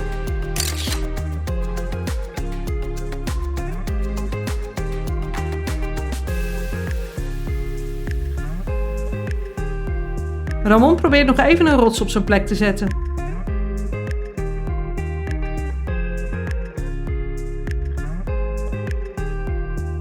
En nog even een selfie bij de basaltzuilen bij de grot Hans Sanem Sedlier. Voor de liefhebbers van de serie Game of Thrones. Het strand Reynisfjärda wordt in seizoen 7 gebruikt als Jon Snow en Daenerys Targaryen over het zwarte strand lopen. Daar wonen haar draken Drogon en Viserion in de grot. Ramon en ik vonden de vis en chips in Isafjordur zo lekker dat we de verleiding niet konden weerstaan om weer vis en chips te nemen bij het Black Beach restaurant vlak bij het strand en de parkeerplaats. Helaas viel deze vis en chips tegen. Onderweg naar Derolé waren Ramon en ik er eigenlijk beroerd van. Misschien dat ze het vet niet goed hebben laten uitlekken. Derolé leek in de buurt, maar je moet er een behoorlijk stukje voor omrijden. Maar ook hier is de omgeving weer prachtig, dus het is prima zo. Bij Derolé heb je de kans op papegaaiduikers te zien. De beste tijden zijn tussen 7 en 10 's morgens en tussen 6 en 10 's avonds. We waren uiteindelijk om 5:15, iets te vroeg voor het zien van de papegaaiduikers. We hebben uiteindelijk geen papegaaiduikers gezien, maar we hebben wel genoten van dit soort prachtige uitzichten.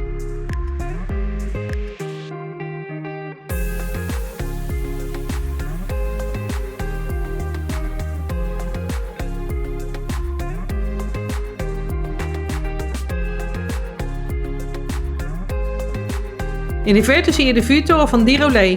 Deze vuurtoren begon in 1910 als een Zweedse vuurtoren met ijzeren frame. In 1927 is de vuurtoren opnieuw gebouwd met beton en is die geworden zoals je hem nu ziet.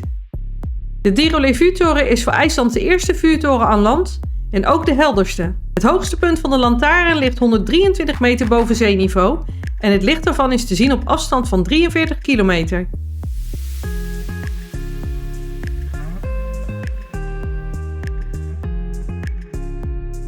De naam Dirolé komt van deze rotsformatie. Dirolé betekent namelijk zoiets als eiland met een deurgat. De kracht van de oceaangolven heeft de zwarte basaltrotsen uitgesleten tot een 120 meter hoge boog. De boog is zo groot dat schepen en zelfs kleine vliegtuigen er op bepaalde tijden doorheen kunnen.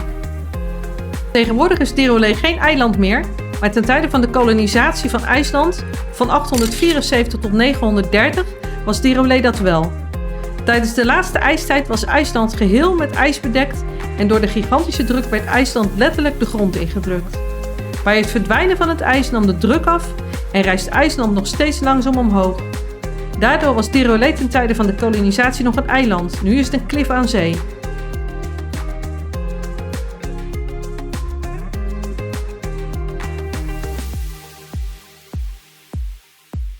We moeten gezien de tijd weer verder. We beginnen aan onze terugreis naar Reykjavik. Nog een laatste blik op Reynisfjara Beach en de prachtige omgeving. Bij vertrek van Dirolé zagen we overigens een bord waarop werd aangegeven dat het natuurgebied wordt afgesloten voor bezoekers tussen 7 uur 's avonds en 9 uur 's ochtends om de vogels rust te geven tijdens het broedseizoen. Dit is van 1 mei tot en met 25 juni. Dus als je bij Dirolé papegaaiduikers wilt zien, dan moet je er tussen 9 uur en 10 uur 's ochtends zijn of 's avonds tussen 6 en 7. Het is heel erg rustig op de weg, dus Ramon kan even stoppen zodat ik een foto kan maken van de gletsjer. Op de terugweg naar Reykjavik slaan we af bij Skógafoss. Dit is ook de weg naar Kverknefoss. Bij een eerder bezoek aan IJsland in 2012 zijn we bij de Skógafoss geweest. Hierbij nog wat beeldmateriaal van ons bezoek in 2012.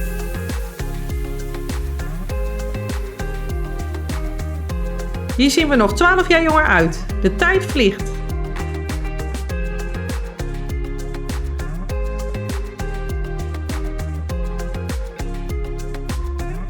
Vanwege de tijd slaan we nu Skógafoss over en gaan we hier rechts naar de Kverknefoss. Heel bijzonder. De parkeerplaats bij Kverknefoss was gratis toen wij er waren. Vanaf de parkeerplaats bij Kverknefoss kan je in ongeveer 20 minuten via een mooi wandelpad richting de waterval lopen. Onderweg zijn er genoeg momenten om een paar mooie foto's te maken.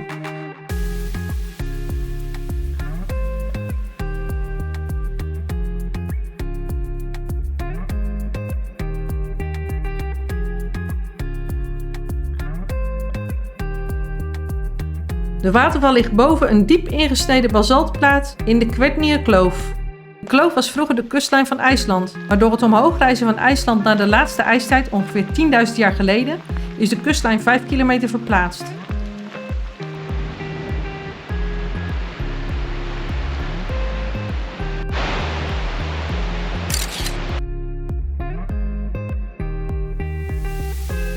De kloof is prachtig om doorheen te lopen met het stromende water, het donkere gesteente en het groen van het mos.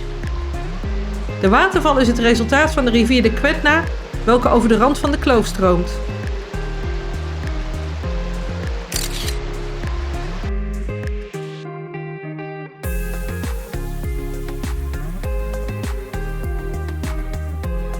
De rivier Kvetna heeft zijn oorsprong in de gletsjer Eyjafjallajökull. De vulkaan onder deze ijskap was de vulkaan die in 2010 uitbarstte, met grote gevolgen voor het vliegverkeer. In heel Noord- en West-Europa tot in Frankrijk toe werd het vliegverkeer volledig stilgelegd door de aswolken die vrijkwamen bij de uitbarsting.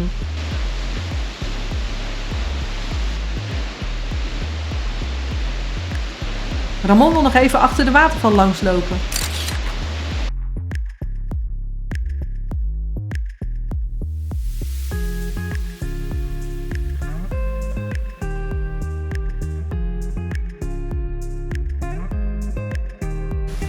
Als je achter de waterval staat, dan kijk je de Kverknierkloof in, met op de voorgrond de Kverknefoss.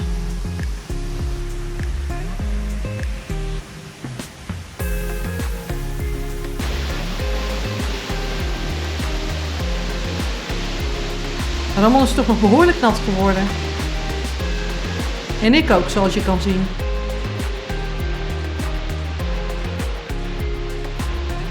We leveren de auto weer terug in bij Thrifty in Reykjavik, gaan met de bus richting de cruise terminal en lopen daarna richting het schip.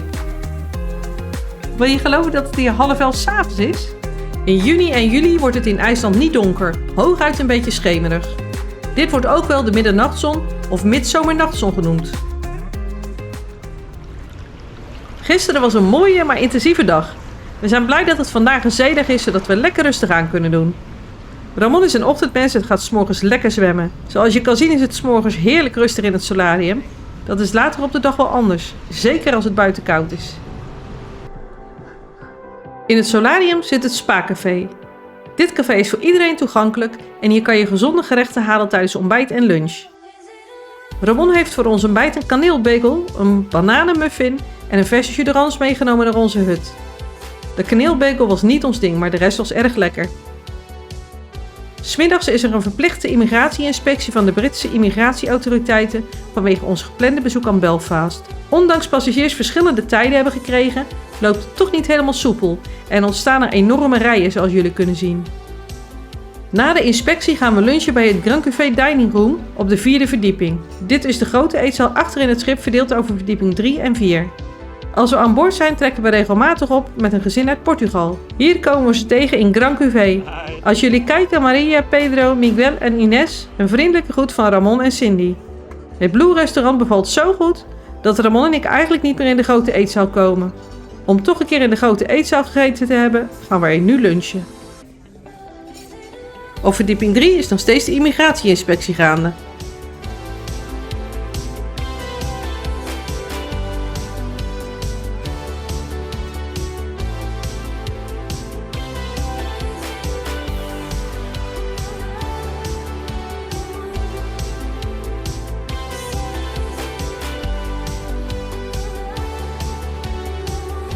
Het eten bij Grand Café was erg lekker en we werden vriendelijk geholpen. 'S Avonds hebben we weer gegeten met Maria, Pedro, Miguel en Ines in Blue. En na Blue spreken we af met Miguel en Ines om ergens wat te gaan drinken. In eerste instantie willen we naar Graft Social, omdat we daar nog niet zijn geweest en omdat ze verschillende biertjes hebben. Graft Social is echter nogal donker en verder niet ons ding. Ramon en ik besluiten daarom de bar uit te gaan en voor Craft Social op Miguel en Ines te wachten. Dan kunnen we ondertussen genieten van het optreden in de Grand Foyer.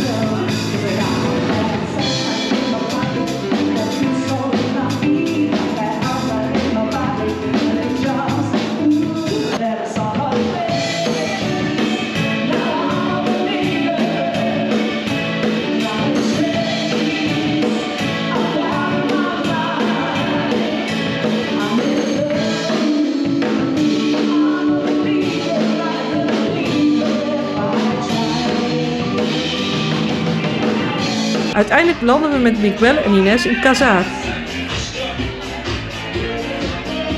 Daar is een kleurrijk feestje gaande. Ines weet wel hoe ze een feestje moet bouwen. Zodra ze muziek hoort, begint ze gelijk te springen en te swingen.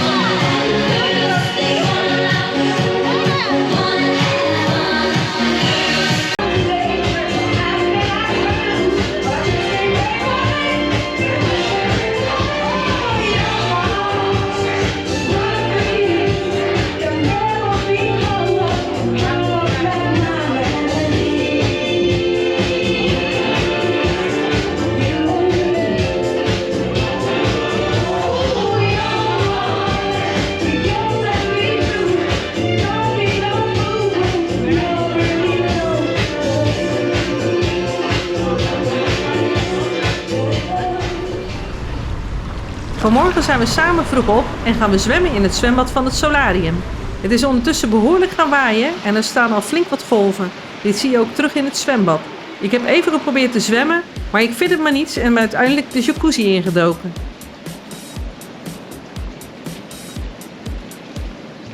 Ramon komt er gezellig bij. Vanuit de jacuzzi's bij het solarium kan je over de rand over de zee kijken. Er is vanmorgen een cocktailparty georganiseerd in de Sky Observation Lounge. Wij zijn er ook voor uitgenodigd. Het is namelijk een feestje georganiseerd voor de Nederlands sprekende passagiers. Omdat het schip uit Rotterdam vertrok, waren er relatief veel Nederlanders aan boord. En dat is natuurlijk reden voor een feestje.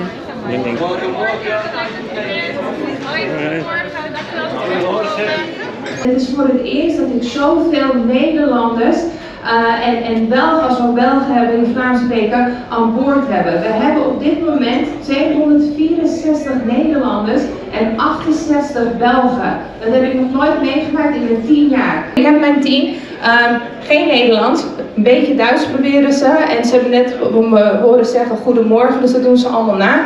Maar de team was hier dus wel ook van harte welkom. Na de cocktailparty gaan we nog even lunchen bij Ocean View Café. Ze hebben vanmiddag als thema Taste of Italy met onder andere Italiaanse kaas en worsten. S'avonds gaan we naar een optreden van Stephen Barry, een eerste zanger met bijzondere trekjes. I sing the music of the night from the Phantom of the Opera. I hope you enjoyed. Whenever you're ready, please, maestro. Thank you. Stephen loopt namelijk regelmatig het publiek in om iemands tas te jatten.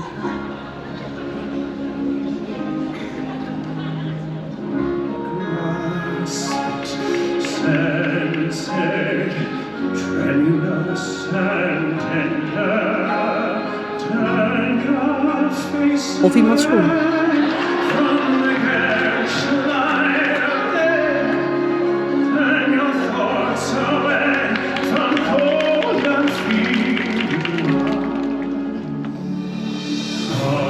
Uiteindelijk worden de spullen weer netjes teruggebracht bij de rechtmatige eigenaar. En zoals jullie kunnen horen kan Steven ook behoorlijk zingen. Thank you, sir.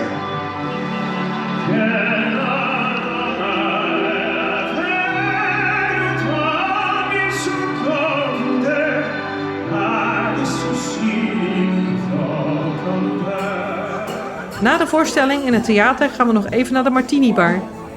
Hier houden de barkeepers hun eigen voorstelling. Ik doe het ze niet na.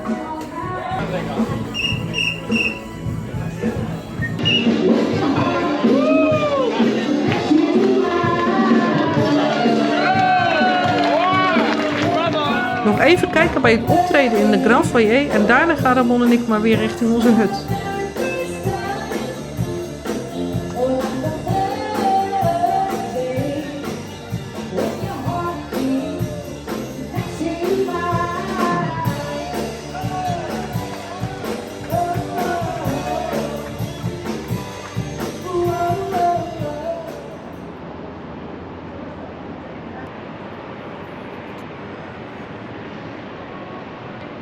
Vandaag hebben we nog even de tijd voordat we van boord moeten.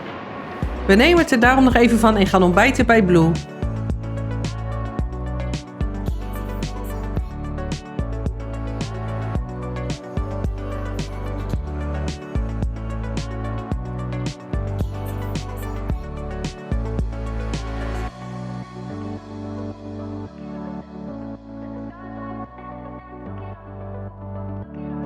We zijn op het moment in Ierland, in Belfast. Achter ons is het schip. En we gaan vanaf het schip met een bus van Finn McCool Tours op pad. We gaan naar verschillende bezienswaardigheden in Ierland. Onder andere naar de Giant Causeway en naar het Titanic Museum. En ja, we gaan jullie daar wat beelden van laten zien. We zullen een link in de beschrijving zetten van de tour die wij een maand van tevoren hebben geboekt. Als eerste maken we een fotostop bij Dunluce Castle. Delen van Dunluce Castle zijn waarschijnlijk al in de 13e eeuw gebouwd. Er is een document van 1513 dat beschrijft dat het Dunluce Castle eigendom is van de McKillen-familie. De McKillens waren de lords van Anruta, een middeleeuws grondgebied vanaf het eind van de 13e eeuw. Eind van de 16e eeuw werden de McKillens verslagen door de McDonalds en kwam het kasteel in handen van de McDonalds. Voor de Game of Thrones liefhebbers, het kasteel is gebruikt als inspiratie voor kasteel Pike van House Greyjoy. Na een kort fotomoment gaan we weer verder naar de volgende bestemming, Giant Causeway. Vanaf de parkeerplaats is het ongeveer 25 minuten lopen naar Giant Causeway. Voor een paar pond is er ook een pendelbus die je naar Giant Causeway brengt en eventueel ook weer terug. Het is een mooie omgeving en het weer zit ook mee, dus Ramon en ik gaan lekker lopen.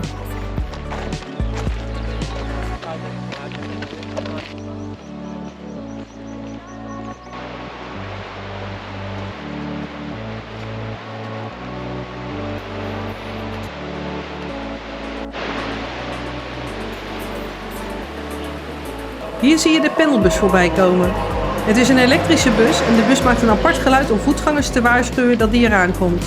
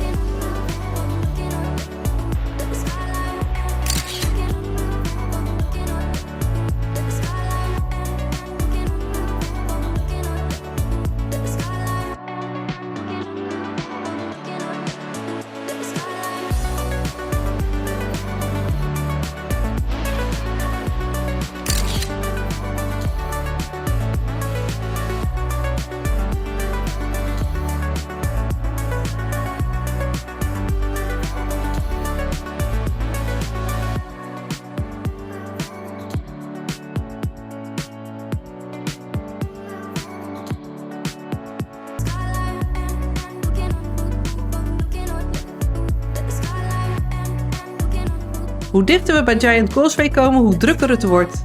Een mooie foto maken zonder mensen erop is eigenlijk een onmogelijke zaak. De Giant Causeway werd 50 tot 60 miljoen jaar geleden gevormd tijdens het Paleogeen. Het is het resultaat van opeenvolgende lavastromen die naar de kust liepen. Deze lava koelde snel af door het zeewater en kromp waardoor de kenmerkende basaltzuilen zijn ontstaan. Je zou het kunnen vergelijken met een dikke laag modder die opdroogt in de zon.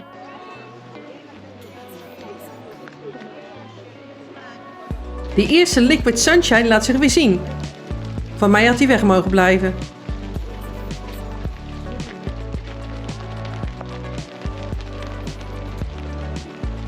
De hoekige vormen variëren van 38 tot 51 centimeter in diameter en kunnen wel 25 meter hoog zijn. Als je zoiets hebt van ik heb dit soort zuilen eerder gezien in jullie video, dat klopt. In IJsland hebben we de zeshoekige basaltzuilen gezien bij de grot Halssenum-Setleer aan Rennesfjera Beach. Deze zijn op een vergelijkbare manier ontstaan. Ramon probeert weer een rots weg te duwen. Zonder resultaat overigens. We moeten weer terug om op tijd bij de tourbus te zijn. Gelukkig is het weer gestopt met regenen. Nou ja, even dan.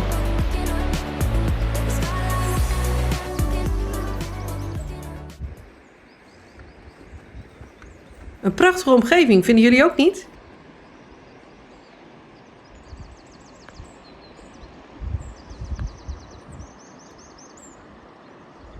Bij de parkeerplaats van het Giant Causeway staat nog een typische Engelse rode telefooncel.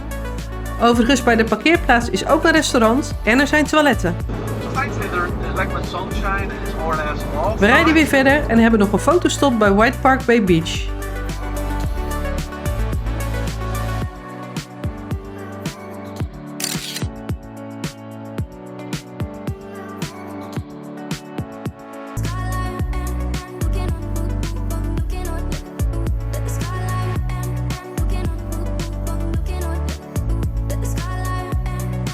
We zijn weer ingestapt en rijden door naar de Dark Hatches. Deze prachtige beukenlaan werd in de 18e eeuw door de familie Stuart aangeplant. Het was bedoeld als een meeslepend landschapselement om indruk te maken op bezoekers die de ingang van een Georgische landhuis Graysill House naderden. 2 eeuwen later zijn de bomen nog steeds een prachtig gezicht en zijn ze uitgegroeid tot een van de meest gefotografeerde natuurverschijnselen in Noord-Ierland. De iconische beukenbomen zijn in Game of Thrones gebruikt als de King's Road.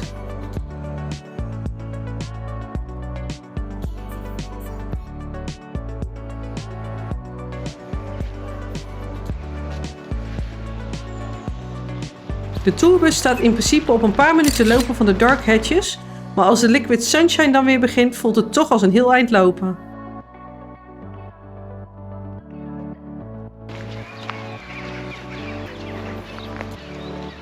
Snel de bus in en op naar het Titanic Museum in Belfast.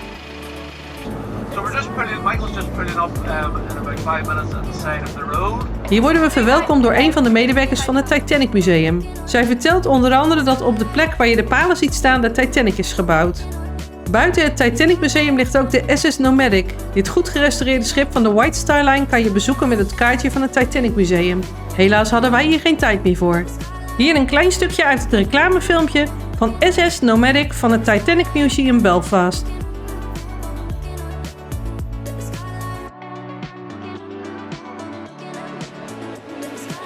We gaan naar binnen.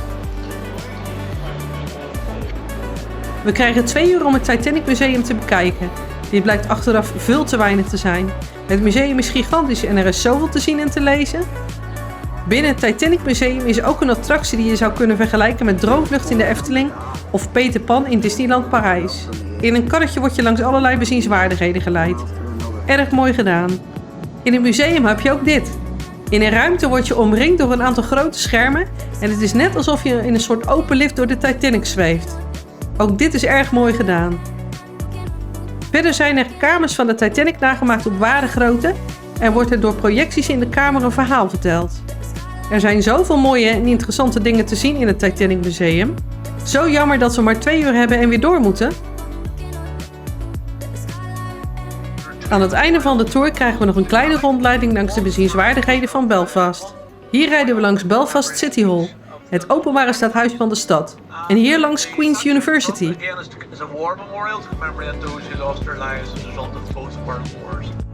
De dag is voorbij gevlogen.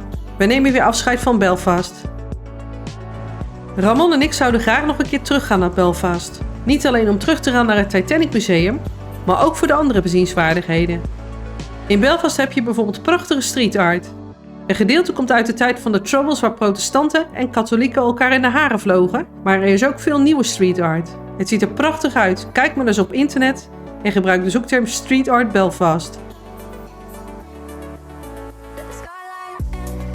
Ramon en ik gaan weer naar binnen en gaan weer eten bij Blue.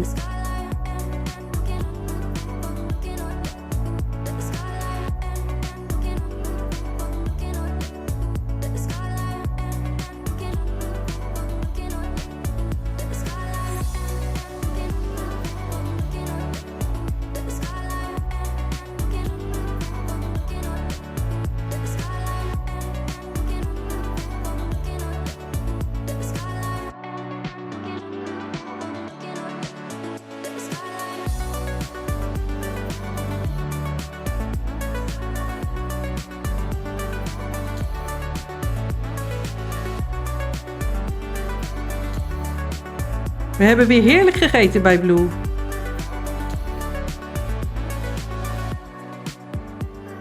In de verte zijn donkere wolken en regenbuien zichtbaar. In combinatie met de zonsondergang geeft dat prachtige plaatjes.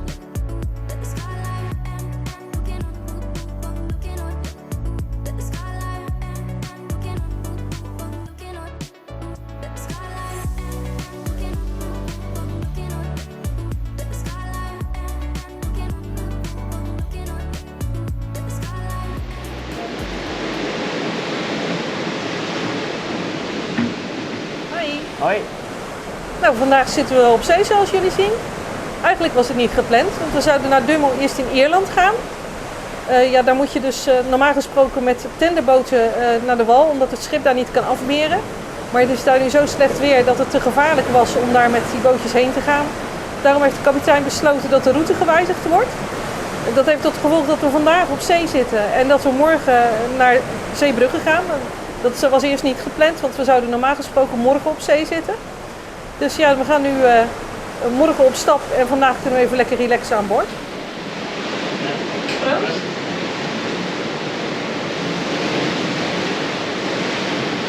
Vandaag hebben we dus een relaxte dag op zee. Een mooi moment om jullie het een en ander van het schip te laten zien.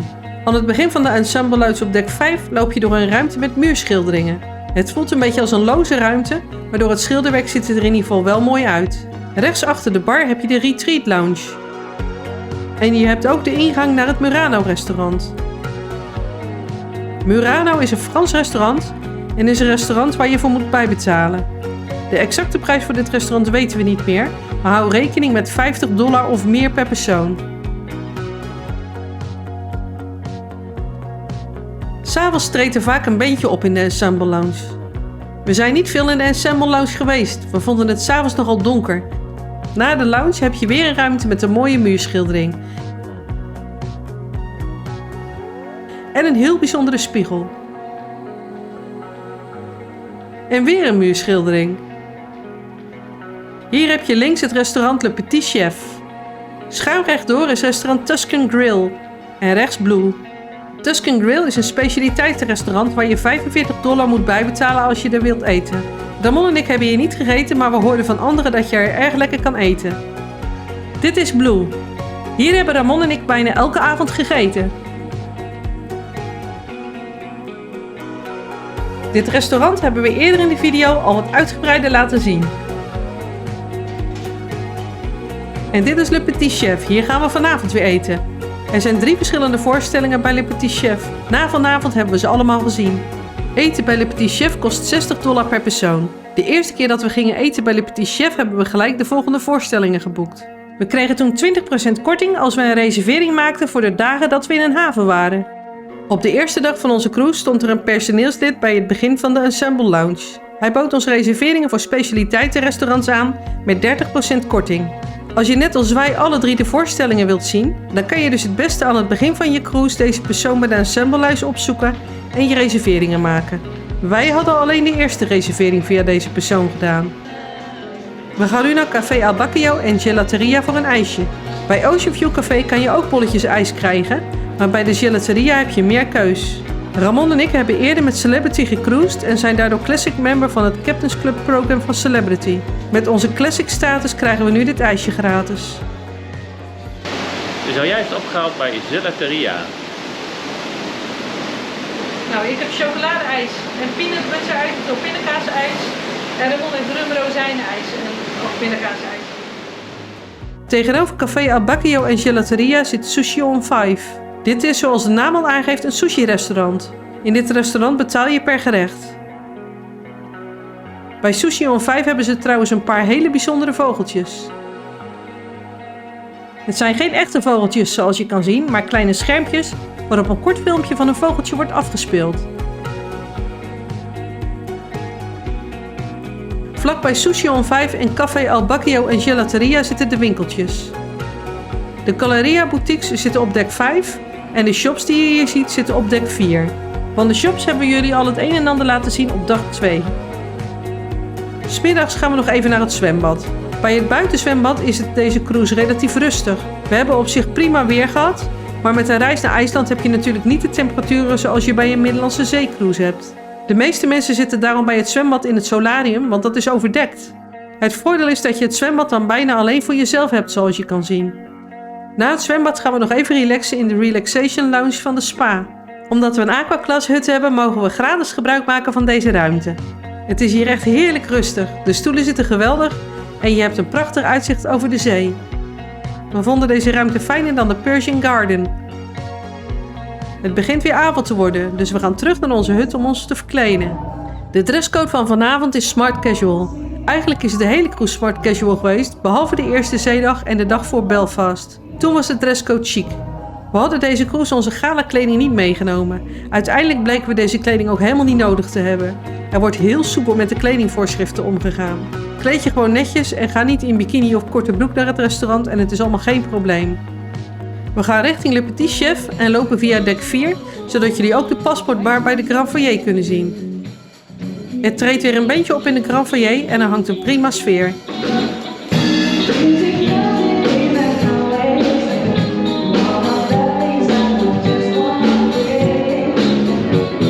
Wij vinden de Grand Foyer een van de mooiste ruimten van het schip.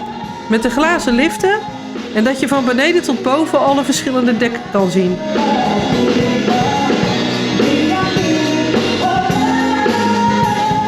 Ladies and gentlemen, allow me to welcome you to the Le Petit Chef dining experience.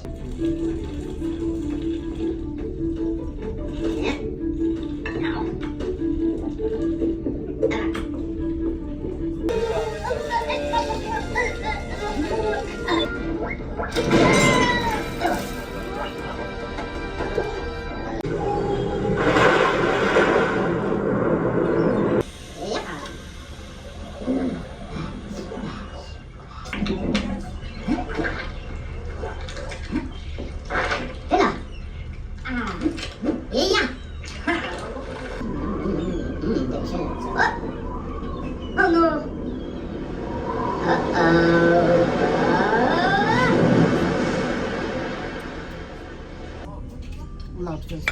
Thank you.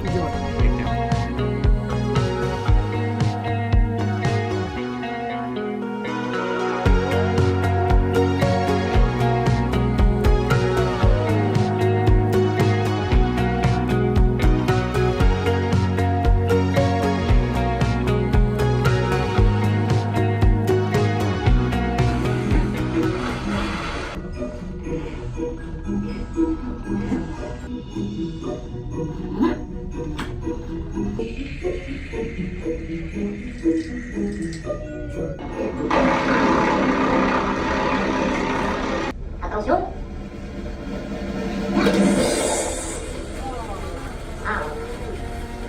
De voorstelling bij Le Petit Chef was erg leuk en we hebben heerlijk gegeten. Als we moesten kiezen tussen de 3 shows, dan vinden we de eerste nog steeds het leukst. Celebrity Silhouette heeft een behoorlijke kunstgalerij op dek 5.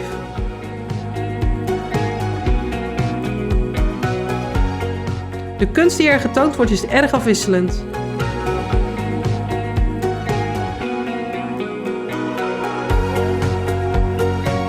Wij vonden er erg mooie stukken tussen zitten, maar we hebben ze toch maar op het schip gelaten. Wij vonden het namelijk te duur.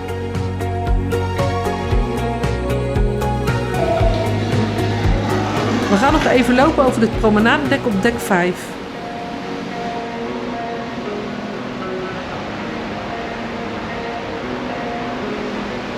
Morgen Zeebrugge, alweer de laatste dag van onze cruise. De tijd is zo snel gegaan.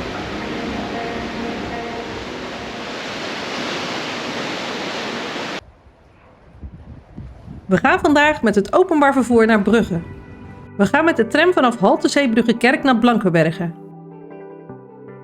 In Blankenberge nemen we bij het busstation buslijn 40 naar Brugge.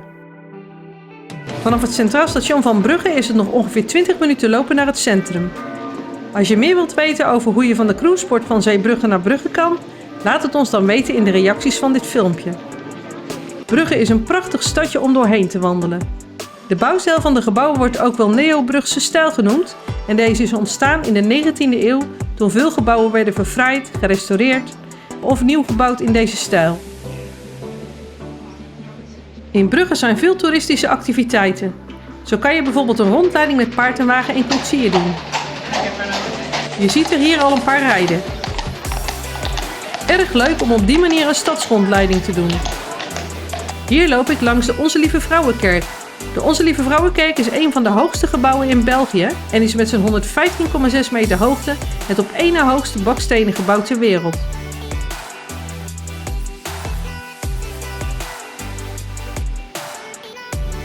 Via dit mooie poortje lopen we via dit prachtige stadstuintje door naar de Bonifatiusbrug. Dit is een van de mooiste plekjes in Brugge. En we zijn niet de enige die er zo over denken zoals je ziet. De Bonifatiusbrug wordt ook wel de Liefdesbrug genoemd. Je zou het niet zeggen, maar de brug is pas in 1910 gebouwd. Het gebouw links met de donkere pui is een gebouw uit de 15e eeuw en ziet er nog perfect uit.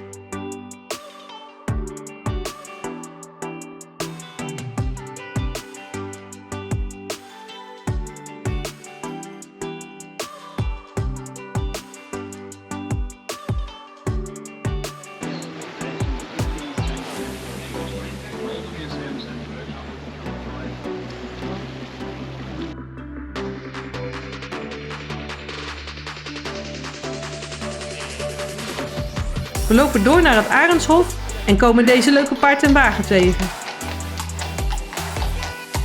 Het Arendshof is een tuin die grenst aan het Arendshuis. Het Arendshuis is het 18e eeuwse witte herenhuis dat je ziet op de achtergrond. De 2 pilaren die je ziet waren vroeger onderdeel van de waterhallen. De waterhallen was een imposant gebouw van 1294 tot 1787. In die periode was Brugge door een kanaal en het Zwin verbonden met de Noordzee. Langs de rivier de Rijen, die toen door de stad Brugge liep, ontstond er in de 12e eeuw een grote handelsactiviteit. Met de waterhallen kon het lossen van de schepen droog gebeuren. Je ziet ze best veel, die paard en wagens, maar het gaat niet vervelen. Het past perfect in het plaatje van deze historische stad. Dit is de Gruuthuizenbrug. Deze brug overspant het kanaaltje de Dijver. Op de achtergrond zie je het Gruuthuizenmuseum. Dit is een museum van geschiedenis en toegepaste kunst. Het museum is ondergebracht in een 15e eeuw stadskasteel en ziet er ook weer prachtig uit. De Dijver maakt deel uit van de loop van de oorspronkelijke rivier de Rijen. De Dijver loopt tot de Johannes Neposemusbrug. Op deze brug pronkt het beeld van brugheilige Johannes Nepomuk. Zoals je ziet kan je ook rondvaarten maken door Brugge. Ook leuk! We gaan nog even naar de To Be Shop. Naast een enorme verzameling aan verschillende bieren hebben ze hier ook veel spullen van Kuifje en andere stripfiguren. Als je Kuifje-fan bent zoals ik, of fan bent van een ander stripfiguur, dan zou ik hier zeker even kijken. Het voelt meer als een museum dan een winkel. Na de winkel is het tijd voor lunch. We gaan echte Belgische frieten en garnalenkroketten eten bij Chez Vincent. Chez Vincent is echt een aanrader. Op het pleintje buiten het restaurant is ondertussen Kuifje gaan staan met zijn raket naar de maan.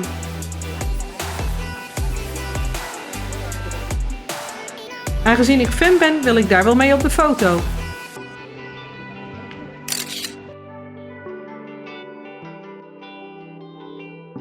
Omdat we nog wat tijd over hebben, besluiten we op de terugweg naar Zeebrugge Blankenbergen te bezoeken. Tijdens ons bezoek op 16 juni 2024 was er toevallig ook de reuzenstoet Blankenbergen. Dit is een folkloristische optocht waarvan we de geschiedenis niet echt kunnen hebben achterhalen. Blankenbergen heeft 7 Blankenbergse reuzen en ze hebben allemaal een eigen naam. Wil je er meer over weten? We plaatsen een link naar de website over deze reuzen in de beschrijving.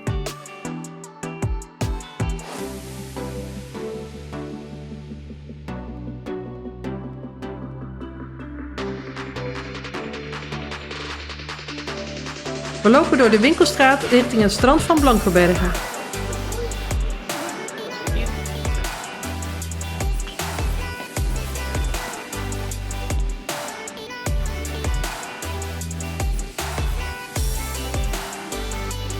Het strand van Blankenbergen is behoorlijk volgebouwd, zoals je kan zien.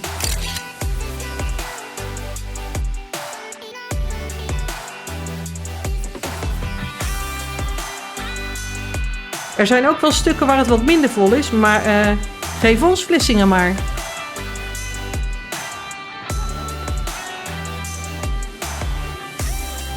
We gaan maar weer terug naar ons schip in Zeebrugge om de koffers te gaan pakken. We hebben gekozen voor Easy Volkov. Dat betekent dat we zelf met onze koffers van boord gaan, als het maar voor 9 uur 's ochtends is. Je kan er ook voor kiezen om je koffers van boord te laten dragen door het personeel.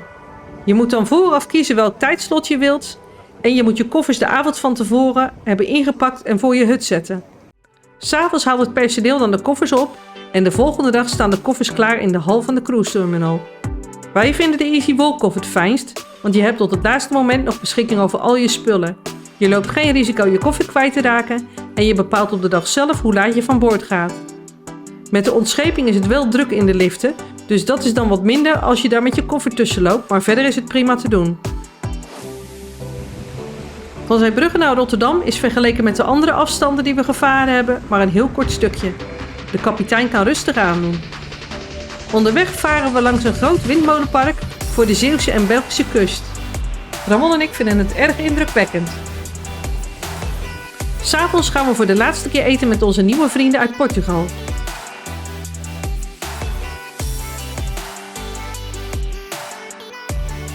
En dan is het nog maar 1 nachtje slapen op de Celebrity Silhouette. En dan komt dan dit geweldige avontuur een eind.